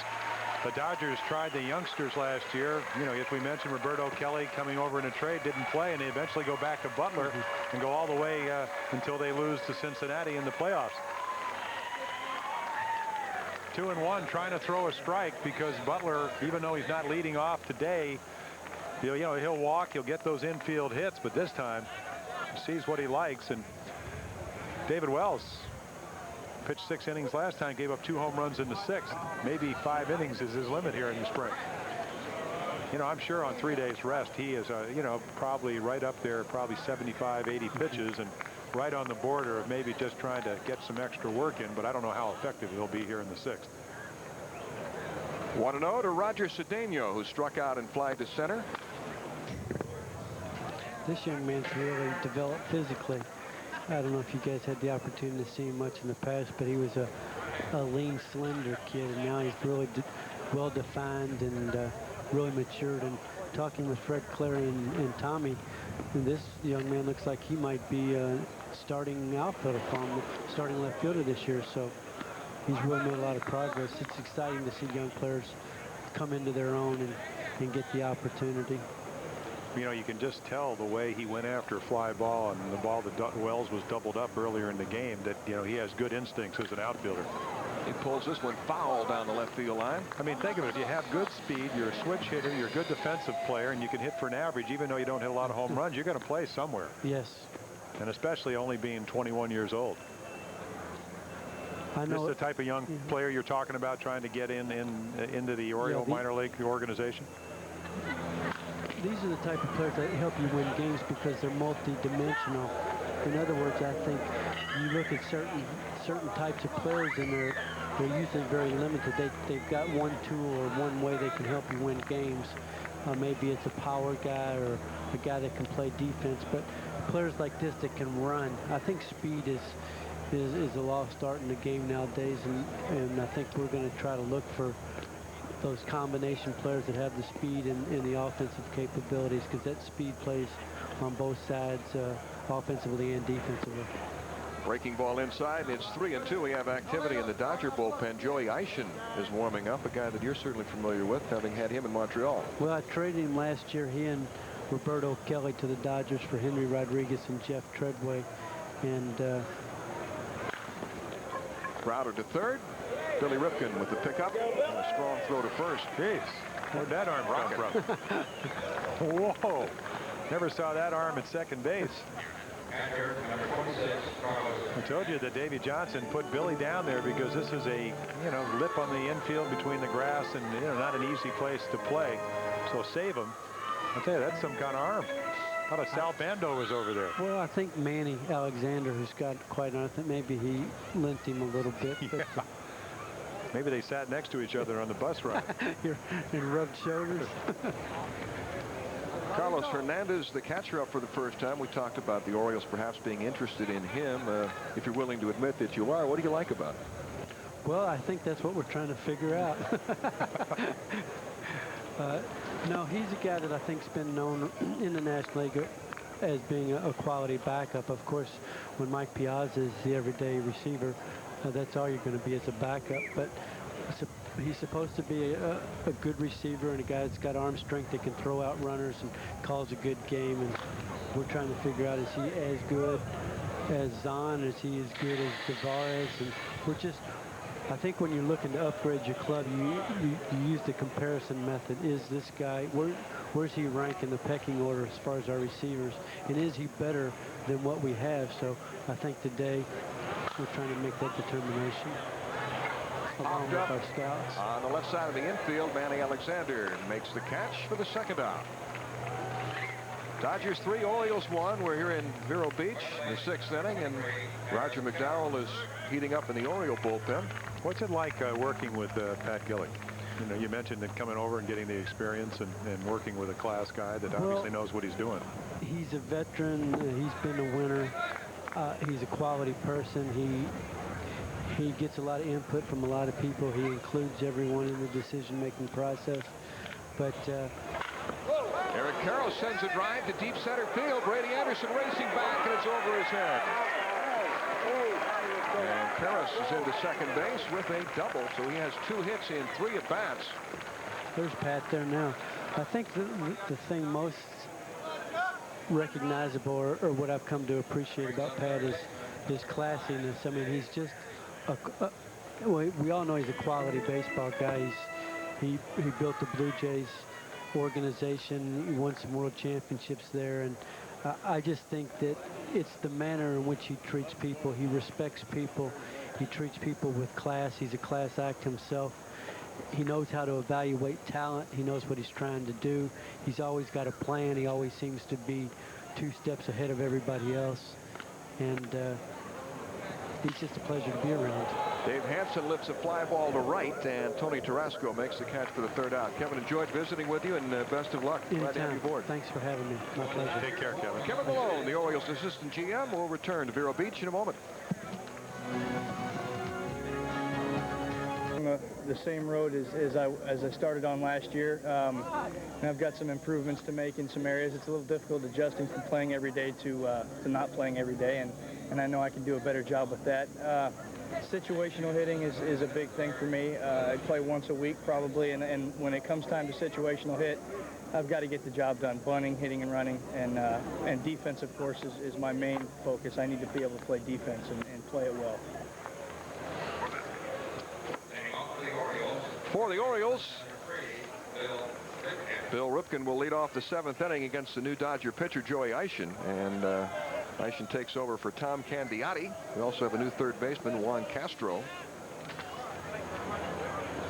Dodgers have to be pleased with Candiotti's work. He went 6 innings, allowing 1 run on 3 hits, walked 2, struck out 2, and hit 1 batter, and now Eischen takes over.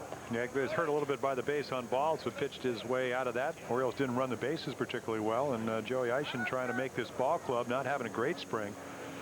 1-0, but an ERA of 6.75, 13 hits in about 10 2/3 innings. A couple of strikeouts, yet to walk anybody. And as Kevin Malone said, he last year started with Montreal, traded to the Dodgers, and pitched pretty well over there. ERA of just a little bit over 3 runs a game. There's a pretty good battle going on for probably 3 left-handed spots in the Dodger bullpen. Between Mark Guthrie, John Cummings, Scott Radinsky, the former White Sox pitcher who's been impressive, Billy Brewer, another former American leaguer with the Royals who's had tendonitis in his elbow, and Joey Eischen is also involved in that deal, but Eischen is out of options. Well, I'll tell you, in talking to Tommy, he said don't forget John Cummings, and the names he used were Guthrie, Cummings, and Radinsky. Very impressed with Scott Radinsky. You know, last couple of years struggled with the White Sox. Had the cancer problem that he overcame, at least hopefully he has, and really throwing the heck out of the ball. 4 of those 5 left-handers all pitched in the American League. Well, Guthrie did, you know, came over in the with Kevin Tapity last year and did a very good job for the Dodgers, so he's going to make the ball club. 2-2 to Billy Ripken, who's walked and been hit by a pitch. Watching Eischen warm up, it looks like he just tries to keep the ball down. Looks like a sinker slider pitcher. In the minor leagues always struck out a lot of batters. Ripped down the left field line and foul. And he got away from that sinker slider there, tried to throw Billy Ripken a changeup, and Billy way out in front of it almost hit a double right off the chalk. You go to your third pitch, and then it hangs belt high. Not the sinker, not the slider.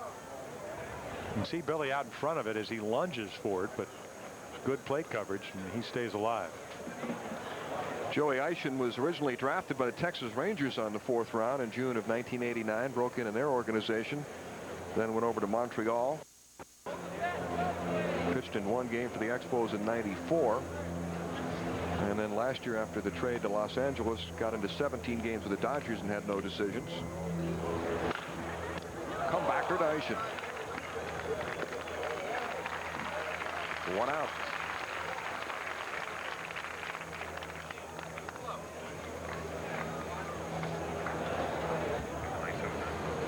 Take a look. When you throw the ball as a pitcher, you become a defensive player.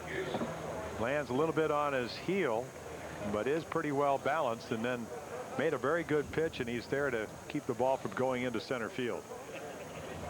Jeff Houston up for the 3rd time. He's flying to left and singled in a run, the only Oriole run so far.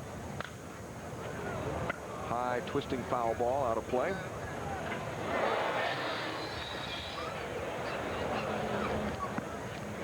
Dodgers 3, Orioles 1.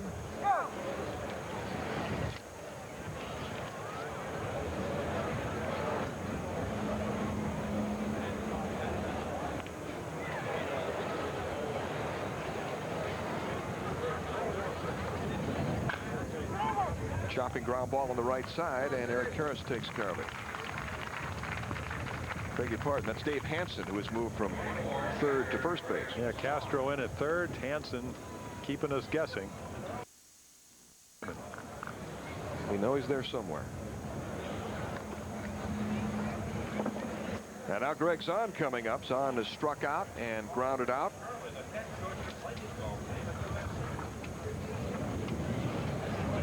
The attendance this afternoon in Vero Beach, 6,059. Good crowd. All came to see Cal play, and Cal's Bonilla, not here. and Alomar, and Palmeiro. It's the first question someone asked me when I walked in the ballpark. Is Cal here today? It was a parking lot attendant. First thing that Tommy Lasorda said. You know, Tommy said, you know, I'm so proud of him because what he did for baseball last year. He said, I wanted to write him a letter. I said, well, you'll see him Tuesday because he usually does play in the home games. Dodgers going down to Fort Lauderdale to play on Tuesday. And we'll televise that game Tuesday. You and Mike Flanagan will have it. You will be somewhere in Cleveland. In scenic Cleveland for Bullets basketball. Now, did they sell out all the tickets for the Cavaliers like they did for the Indians? I mean, like before the season is over? I don't think so, no. No? I think they draw pretty well, but not like the Indians do. Maybe wrong. And then what, next week you'll be down in Miami, right? To do the Heat game along with the Orioles. That's next Friday. Well, you get around. You know my schedule better than I do. I care. Grounded to 3rd, Juan Castro is up with it. Shows a strong arm to nail on. The Orioles go quickly in the 7th. It's still 3-1 Los Angeles.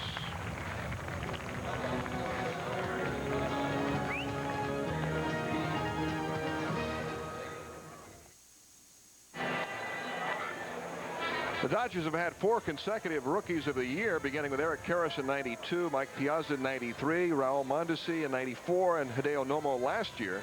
And no franchise has ever produced the Rookie of the Year 5 consecutive years. The Dodgers also had a run of 4 straight in the late 70s and early 80s with Rick Sutcliffe, who eventually pitched for the Orioles, Steve Howe, Fernando Valenzuela, who also spent some time with the Orioles, and Steve Sachs.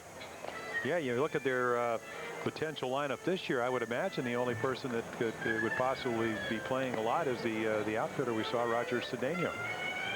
He would have to be most likely, I would assume, to be a Rookie of the Year, have to be a regular. Roger McDowell takes over in the 7th inning for the Orioles. David Wells went 6 innings. He allowed 3 runs on 6 hits. and gave up a home run to Brett Butler in the 6th inning. McDowell, a former Dodger, he pitched for Los Angeles from 1987 through 1991. Now you saw the numbers, having a pretty good spring. Keeping the ball in the ballpark. Opposition hitting about .230, and very important in the plans for Davy Johnson as a setup man to get him to either Armando Benitez, who Davy said will close some of the games, or Randy Myers, who will close most of the ball games if things go according to plan. Todd Hollinsworth greets him with a long drive to deep right field. Back goes Tony Tarasco on the warning track. Well, Roger McDowell is a sinker ball pitcher, and when he comes in and throws the first pitch to a power hitter, and that's what Hollingsworth is, belt high, you're going to have a home run swing. And Hollingsworth just misses this ball.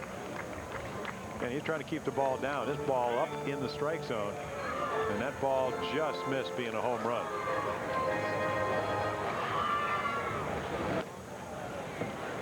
One out, and shortstop Greg Gagne steps in. He's tripled and scored, fly to right. Davy Johnson was saying he knows for sure that McDowell will be one of his setup men, but not really sure about after that. Jesse Orozco, if he comes around, has not had a real good spring, but he's a proven product. In fact, he and McDowell were 1 and 2 in the league in appearances last year. Two very durable relievers.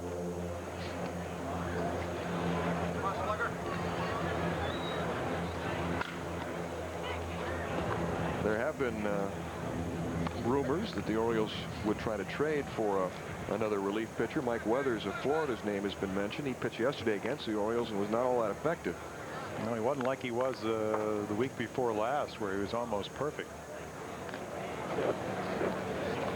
Some of the Orioles extra men down in the bullpen. You know what, Jesse's what, 38? And Roger McDowell in his mid-30s. They're always trying to have depth. You know, Arthur Rhodes pitching very well this spring. Davy Johnson saying that right now he will probably make the ball club in the bullpen as a left-hander. And we have a couple of men up in the Dodger bullpen. Number 65, Eric Weaver.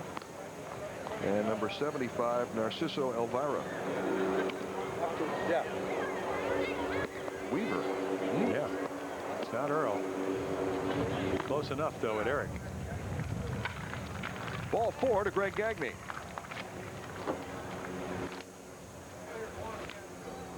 And now Juan Castro, who took over third base, will come up batting 9th.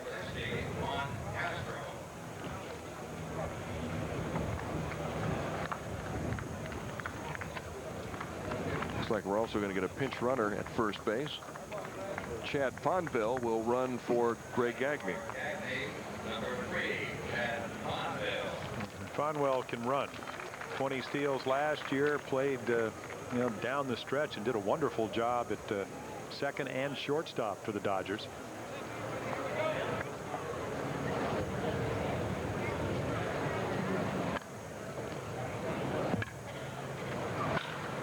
Hard shot to third. Bill Ripken to second, and the throw to first by Jeff Houston in time. A 5-4-3 double play to end the inning. The end of 7. It's still the Dodgers 3, the Orioles 1.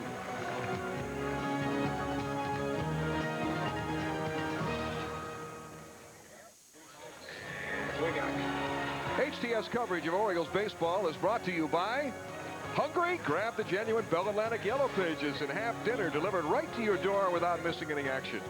By Principal Healthcare of the Mid-Atlantic. And by Wild Discovery on the Discovery Channel. Explore your world every weeknight at 8 Eastern and Pacific. Take a look at that pretty double play turned by the Orioles. Well, I'll tell you what, you come to the ballpark, some things just happen to be done. Billy Ripken, I mean, right in front of him, reminds you a little bit of Brooks Robinson to Houston. Over to Surhoff. And again, if you're going to win a lot of games, the double plays that should be turned must be turned. Mike Devereaux pinch hitting for the pitcher in the 8th inning. Devo, who began his career, he's certainly familiar with Dodger Town. Chad Fonville, who entered the game as a pinch runner, stays in at shortstop, and the new center fielder is Reggie Williams. That is well hit. But Todd Hollingsworth makes the catch. Well, Devo, you know, lifetime hitting about 50 points higher against left-handers and not getting a lot of at-bats because of the hamstring problem. Only 15 actually make that the 16th at-bat of the spring. And you come up, quality at-bat, hit the ball right on the nose, but that's why they put those outfielders out there. Brady Anderson steps in to face Joey Eisen. Brady has popped to second, walked, and grounded out. Takes a slider low. Dodgers 3, Orioles 1. We're in the 8th inning. First of 2 meetings this spring between these teams. That is cranked high in the air to deep right field, away back and gone. And Brady Anderson got all around when that hit the tree out in right field. Well, Joey Eisen trying to make this ball club, and again, how do you get lefties out? Last year he was pretty good. They only hit about 132 off him. This afternoon that ball was massaged. That ball was belted. Home run number 3 this spring for Brady Anderson. We'll see if we can see where this ball landed, up in a tree. I mean, look where Hernandez sits and look where the ball is. He has to reach back across the plate. Eisen is trying to get it out on the outside part of the plate, and he throws it down the middle. Hernandez never has a chance to catch that one. The ball is walloped. That was a warehouse ball. It's 340 down the right field line, but that ball was well in excess of that and up into that tree up near a road that surrounds Holman Stadium. I tell you, Boog would be, if he hit that ball. Whose car is that? It's not mine. If he hit it in Baltimore, Boog would be ducking out in right center. That was a tape measure shot. And it's now 3-2 Dodgers. Manny Alexander lays off a high fastball. It's one of the dimensions that Brady Anderson provides in that leadoff spot is power.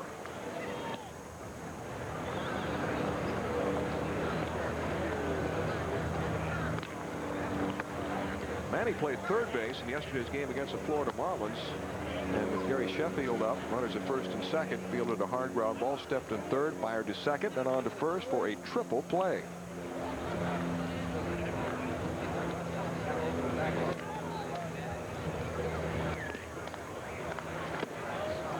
Three and two.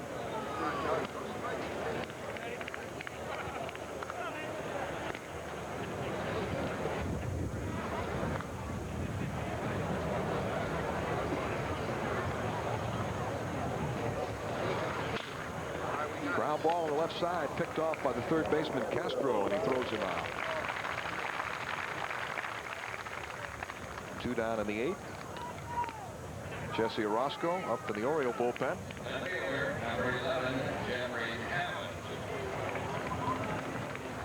And now Jeffrey Hammond's coming up for the 4th time. He's fouled to the first baseman, walked and struck out. Jeffrey hoping to stay healthy. Missed a few games this spring because of a pulled side muscle. Nothing really serious, but injuries have plagued him throughout his career, going all the way back to his high school days in New Jersey as a football star when he tore his anterior cruciate ligament in the right knee. That eventually withered away and had to have reconstructive knee surgery. He had a herniated disc in '93, a concussion in '94. Last year, a strained trapezius muscle. If he can ever stay healthy, it'd be interesting to see what kind of numbers he can put up, because he's a great talent.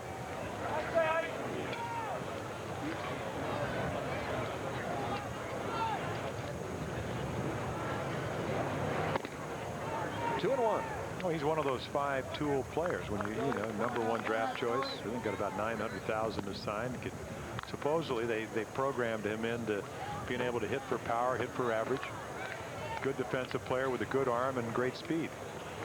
But we've never been able to see the speed because of the injuries and the knee problems. Hit in the air down the right field line. Roger Cedeno can't get it. And it's off the fence. Hammond's flying into second base, and he'll stay there with a double. Swinging the bat well. He had a long home run to left field yesterday in Fort Lauderdale, and now a double to the opposite field. Well, I saw him hit the first time I ever saw him in St. Petersburg, and what he did was use the whole field.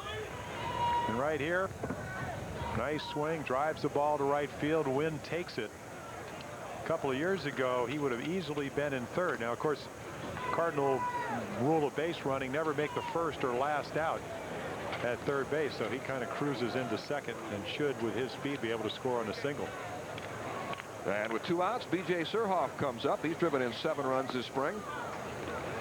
Tying run at second base. It's 3-2 Dodgers. Ball 1 to Surhoff. B.J. today has grounded to first and flied out to center field twice. Hit .367 last year against left-handed pitching.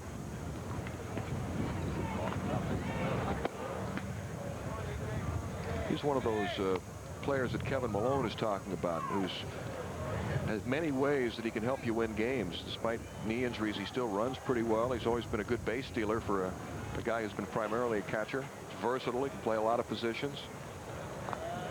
And really came into his own as a hitter last year with his best year, hitting .320 for the Brewers.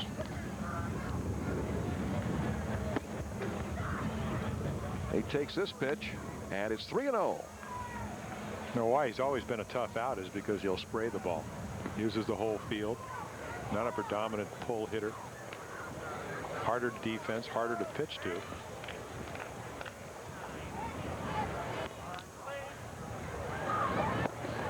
And the green light. 3-1. Now you kind of expect that from watching the Oriole team over the course of this spring training. Davey Johnson, very aggressive base running, very aggressive in the count. Bad news is for the Dodgers that he didn't make contact with that kind of swing. Good news for BJ that he was able to swing through it.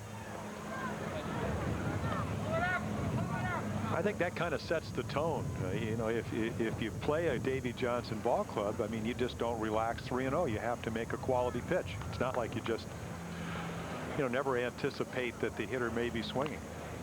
It's rather obvious that he is going to be aggressive in these kind of situations.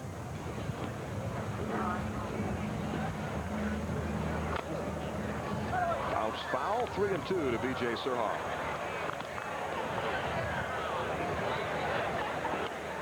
Todd Worrell is up in the Dodger bullpen. He's their closer. Overcame a number of arm injuries to have a great year last year. Had a marvelous year, and you know, is having a very good spring. Had a ligament transplant in his right elbow, 1990.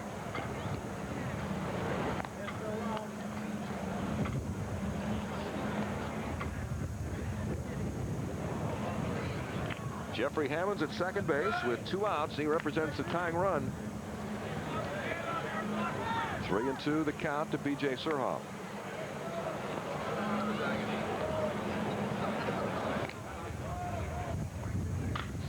Hit hard, but right at the first baseman, Dave Hansen.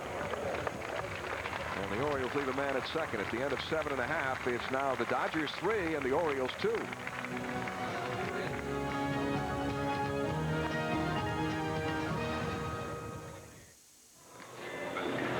Hey kids, if you're age 14 and under and want to be part of the coolest club around, then now is the time to sign up for the Orioles Dugout Club, presented by the Baltimore Sun. You receive a membership kit full of neat Oriole items and the opportunity to purchase discounted tickets while supplies last. Don't delay. Call 410-685-9800 for more information. We have a new battery for the Orioles. Cesar Tavares takes over behind the plate, and Jesse Orozco, he is the new pitcher.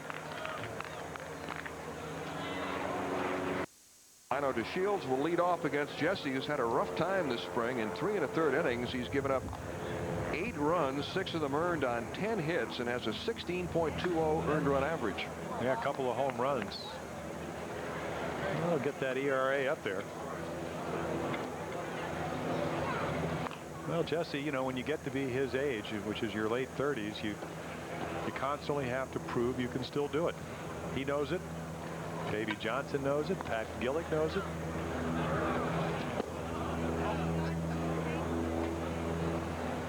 Ball and 1 strike to Delano DeShields, who's 1 for 3 this afternoon. He singled and scored in the first inning.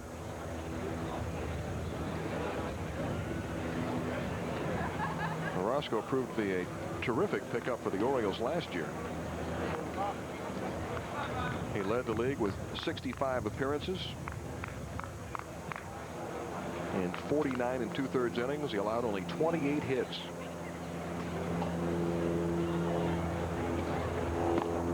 Fastball is in there, 1-2. Jesse spent 1 year with the Dodgers in 1988.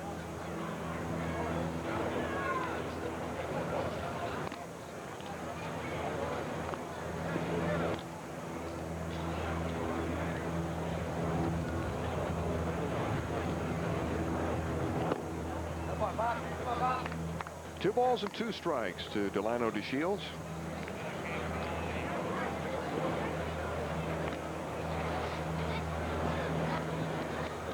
Jesse Orosco will turn 39 April the 21st.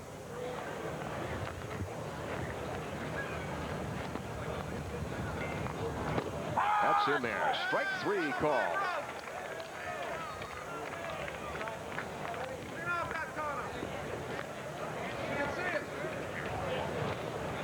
Well, this is what Jesse's all about. Get ahead, and then can you make the quality pitch? And boy, does he. Bruce Fremming says, yep, on the corner. Tough arm angle from a left-handed hitter against Orosco, throwing 3/4. Seems like just about every other pitch is a slider. And now Reggie Williams comes up for the first time and swings at the first pitch and pops it up. Tavares near the Oriole dugout has no play. It's not really a dugout, it's just a bench area. A couple of benches. Well, it's dugout because of what, there's 1 step. Maybe you go down a step into the pit, so to speak.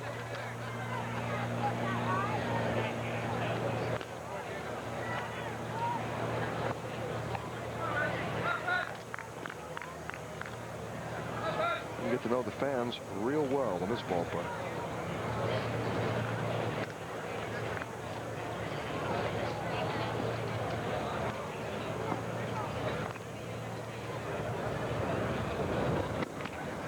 Slider low, and it's 1-1 to Reggie Williams, who took over in center field for Brett Butler.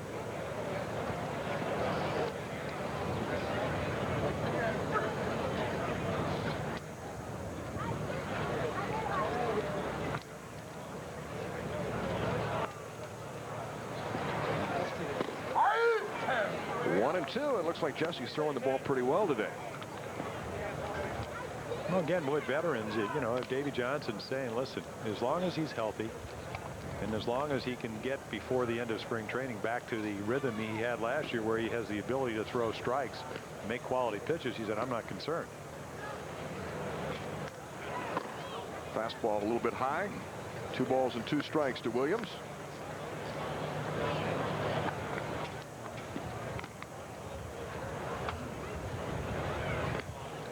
But Jesse going to face what every older pitcher faces, which is, you know, you lose some elasticity, you maybe lose a little velocity, and if you overthrow, the ball straightens out. You don't have the liveness you'd like. A drive to left field. Jeffrey Hammonds makes the catch. 2 down in the 8th. That'll bring up Roger Cedeno, who's gone all the way in right field today for the Dodgers, but is hitless. He struck out, flied to center, grounded to third. Dodgers lead 3-2.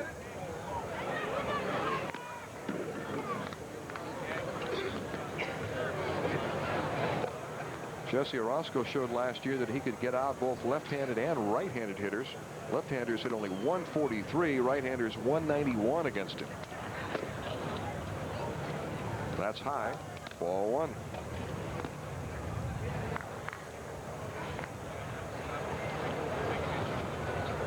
Jesse even managed to pick up 3 saves for the Orioles in September. On the corner, 1-1.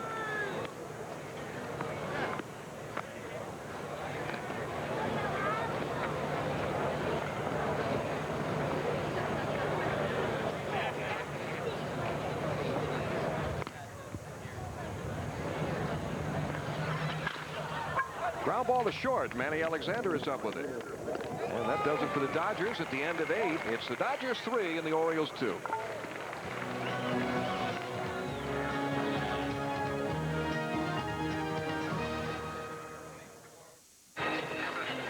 The Cleveland Indians, Boston Red Sox, and New York Yankees are just a few of the teams the Orioles will be facing in April and May. Don't miss your chance to see these early season showdowns. Tickets are available at the Orioles box office, any Ticketmaster Ticket Center, or by calling 410-481-SEAT. Go to the 9th inning as Todd Worrell takes over for the Dodgers. He'll face Tony Tarasco, Billy Ripken, and Jeff Hewson. Yeah, Todd Worrell going to try to do today what Tommy Lasorda hopes happens all season, which is have a lead, and then you bring in a guy that had a great 95. He was 32 out of 36 in the save departments, 12 in a row to start the season, 25 out of his first 26. 36 years old, fastball, slider. He came up with a curveball over the last couple of years, which has helped him be more effective. And as I mentioned earlier, 1990, spent the whole year on the disabled list, a ligament transplant operation, and talked to him today, said his arm is fine at 36, throwing as good as ever. And he's had a good spring so far. He's allowed just 1 run on 3 hits over 7 innings. And Tony Tarasco takes a strike. The Oriole right fielder is 1 for 3 and has scored a run.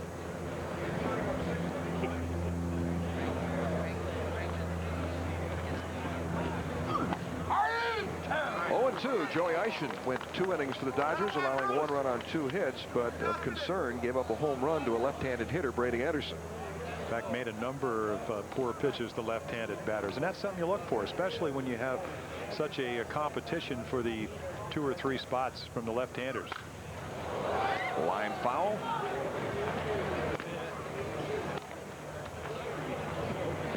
Tom Candiotti started the game for the Dodgers. The veteran went 6 innings, allowing 1 run. Then Eischen worked 2 innings, giving up another. Worrell now in there in a save situation.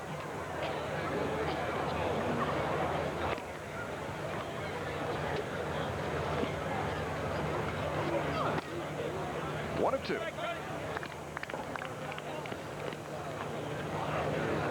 Todd Worrell had some outstanding years with the Cardinals in the late 80s. 36, 33, 32 saves. And as Jim mentioned, injured his arm, underwent surgery, missed all of the 1990 season. And up until last year, following the comeback, never had more than 11 saves. But last year opened the season in a battle with Rudy Sanchez for the closer's role, but quickly won Tom Lasorda's confidence. Pitched well right out of the chute, made the All-Star team. And he was back, finishing with 32 saves.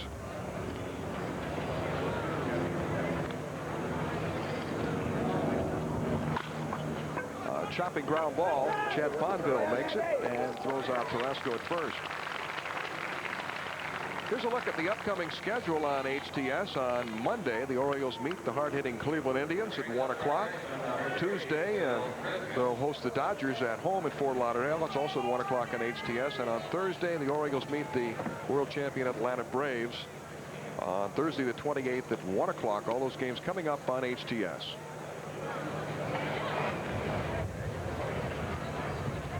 Bill Ripken up for the 4th time. He's been on base twice. He walked and was hit by a pitch. 0 for 1 officially. Fastball low, ball 1. Yeah, when Todd Worrell came up, and you mentioned the great years he had with the Cardinals, he threw about 95, 96 miles per hour, hard slider, so everything was hard. The curveball, which is a pitch he got Tarasco out on, what it allows him to do is have something that he can throw for strikes, and it's off speed. Never been able to come up with a splitter or a changeup. So as you get older, you lose a little bit, but that 3rd pitch for him has been very effective.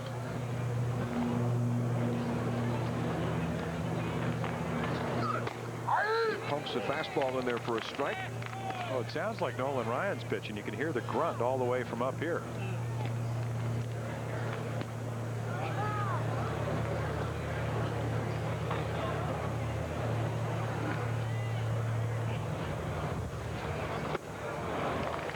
Something off speed there, and it's 2-2. Both bullpens are up. Darren Hall, who couple of years ago had 17 saves with the Toronto Blue Jays. Is throwing in the Dodger bullpen. He's pitched very well, and Keith Shepard, trying to make this Oriole team, is up in their pen. Slow roller up the third baseline. It kicks off foul. Tommy Lasorda talking about Darren Hall. He said, boy, we stole him. Elbow problems last year with the Blue Jays, and as they looked the whole year for a closer. Matter of fact, this year they're still looking for that closer. Mike Timlin apparently having a good spring, but Hall's elbow as well. Exploratory surgery with the arthroscope showed that all he needed was rest.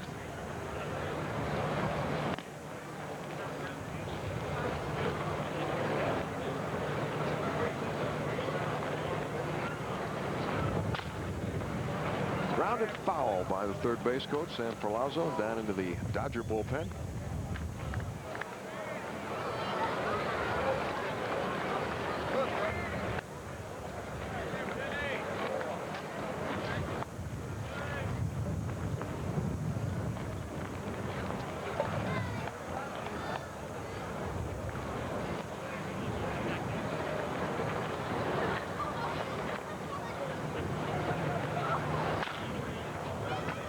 Up the third baseline. Juan Castro unloads in a hurry and throws out Billy Ripken. Well, you can just see from watching Juan Castro play. I mean, this kid came up last year, played well for the Dodgers, a shortstop. Got those quick feet that infielders need and the strong throwing arms. I mean, just nice routine, good rhythm, and boom. Hit the target.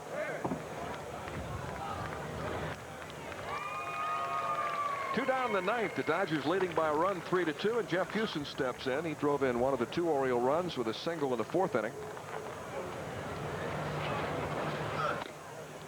Ball one.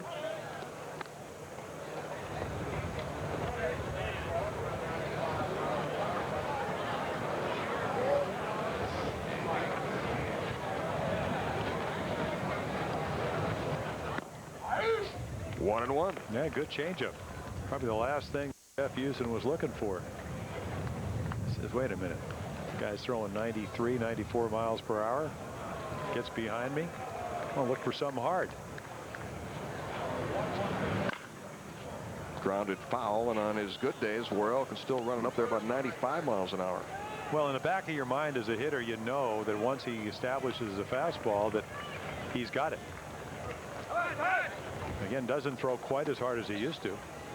But when you have a slider, a curveball, and a changeup, you don't see too many closers have that kind of pitch variety. The Orioles are down to their last strike, 2 outs in the ninth. They trail by a run.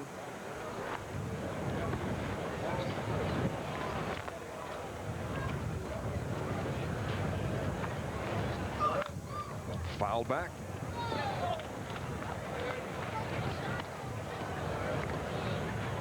So Jeff Houston, his difficulty, he's got to protect against the good fastball, but still be able to stay back against the good breaking ball.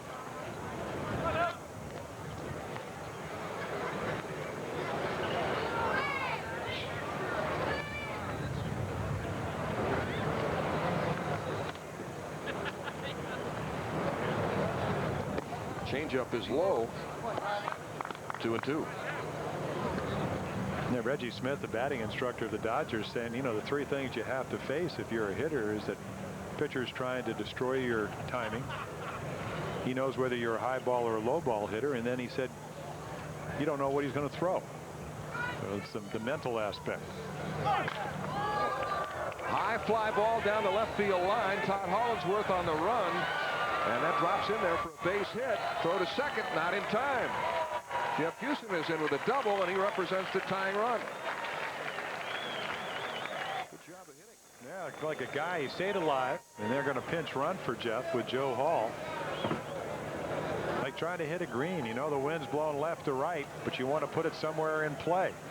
And right here, that's what he does. He's just trying to stay alive, and Hollinsworth, as good a defensive player, can't even come up with it. As that ball blows back, most likely would have been foul, but it comes back from left to right and just falls inside the foul line. So tying run at second with 2 outs. And Cesar Tavares coming up. Joe Hall, the pinch runner, is at second base. You know, we talked about the fact that maybe the Dodgers were showcasing Carlos Hernandez, but this is a pretty good showcase right here. Tavares, who throws very well, calls a good game. I guess the big question with him has always been, can he hit? And the spring, Cesar Tavares hitting 182 with 2 hits and 11 at bats. Ball 1. Tavares had a good spring last year. He was very impressive throwing out runners and also was stealing bases. He can run for catcher.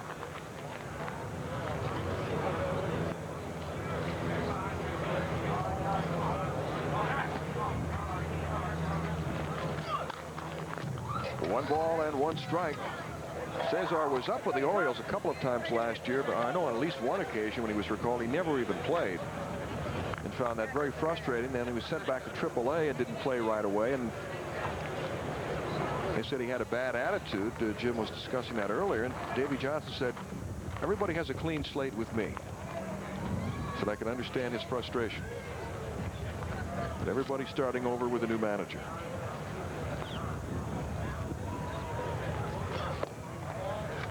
Low, 2-1. Worrell put a little extra into that pitch. Maybe overthrew it. Well, I think what Davey Johnson sees when he looks at Cesar Tavares is that here's a guy that can control the running game if I needed to use him as a backup catcher. And again, as you mentioned, opening day, I don't know if he'll play opening day, but Kansas City comes in for three ball games early in the year, and they will run you out of the ballpark if you let them. Tavares hits a slicing drive, foul down the right field line. Tavares last year was up with the Orioles 3 different times, but only played in a total of 6 games and had only 4 at-bats. Can understand why he might have a bad attitude or labeled as such. I think anybody'd be a little disappointed. And didn't play all that much at AAA. Got into 67 games there. Well, he has gotten 2 fastballs to hit. Counts 2-2. There are 2 outs. Tying run on second. I don't think he's going to get another fastball to hit.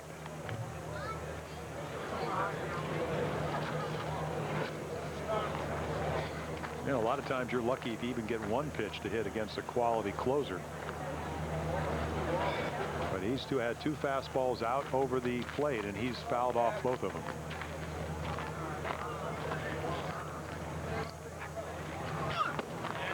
Fastball misses barely, and it's 3-2. I tell you, that could have been the end of the game. Fans getting on. Plate umpire Bruce Fleming. Yeah, that's right. Settle down. It's only spring training. Very easily could have been the end of the ball game. Maybe a little bit outside.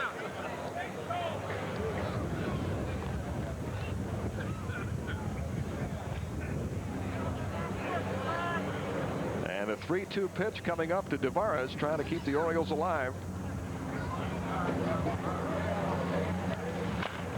He fouls it off.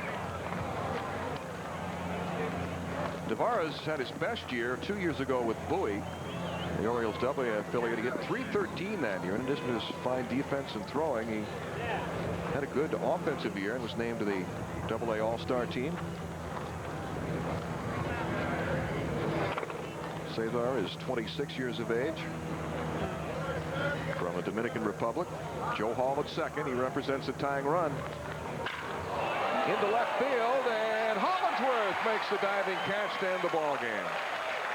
Pretty good battle, Cesar Tavares and Todd Worrell, but Worrell finally wins thanks to a fine play by left fielder Hollingsworth. Well, we talked all game about finding some defensive players that can upgrade the defense for the Dodgers, and there's a perfect example. Cedeno started out in the outfield, ended up in right field, and Hollingsworth, who last year was their best outfielder, along with Raul Mondesi, who didn't play today. But to tell you what, doesn't make a good pitch, and Cesar gets a good bat on the ball. And Hollingsworth puts the game on ice for the Dodgers with a very nice play. Manny Mota is ready to go. The totals on the afternoon for the Dodgers: 3 runs, 6 hits, 1 error, and 3 left. For the Orioles, 2 runs, 6 hits, no errors, and 6 left. Tom Candiotti gets the win. A save for Todd Worrell, and David Wells is charged with a loss. Final score this afternoon from Vero Beach, the Los Angeles Dodgers 3, the Orioles 2.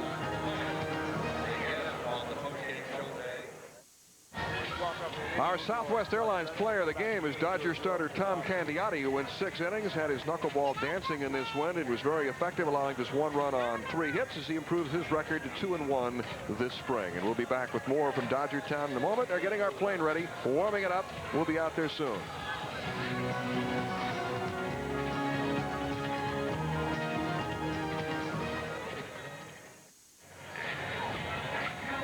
With their win this afternoon, the Dodgers improved their record this spring to 12-8. The Orioles are now 10-7 as the Dodgers win it 3-2. And I thought for a spring training game, it was played fairly well, Jim.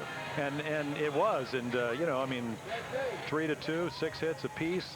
Dodgers making an error, the Orioles not making any. But comes to mind is that Roger Kahn wrote The Boys of Summer, of course, was about the Dodgers of the 55 year. And in that era with Campanella and Reese and Hodges and Duke Snyder and people like that. And he talked about in another book he wrote, Good Enough to Dream, the difference between the emotional, I guess, reaction to winning and losing. And a lot of times it's only 1 run. And in today's game, the difference is bad base running and Brady Anderson turning the wrong way, not on an easy play, on a ball that he turned to his right and then to his left. Ball got over his head for a triple. Candiotti got the 2nd run in, and that's the difference between winning and losing, or maybe playing extra inning ball game. But the bottom line is base running wasn't very good. David Wells struggled in my estimation, but still got his work in. We saw Roscoe and McDowell come in and get their work in, and the bottom line, this was the B squad that came all the way up here to Vero. So again, Davey, I think, got a chance to see a lot of his young players, and that's what spring training is about, especially when you're a new manager trying to ascertain what kind of people you're getting. And a lot of the Orioles stars were not here today. Bobby Bonilla, Rafael Palmeiro, Cal Ripken, Roberto Alomar all stayed back in Fort Lauderdale, so David Wells didn't have his normal offensive support. And the Dodgers win it 3-2, and that'll do it for this afternoon. HTS coverage of Orioles baseball has been brought to you by Southwest Airlines. Fly Southwest, the low-fare airline. By your Subaru dealer, who invites you to come in and experience the beauty of all-wheel drive. By Bell Atlantic 9X Mobile. By Miller Lite. When you've got the great taste of an ice-cold Miller Lite, life is good. By Safeway Food and Drug. Nobody does it better. By the National Capital Area Jeep Eagle dealers. And by Mountain Dew. Do the do. Orioles baseball returns to HTS this Monday at 1 o'clock from Fort Lauderdale when the Orioles host the Cleveland Indians. Orioles baseball is a presentation of Group W, the Baltimore Orioles, and your local cable operator.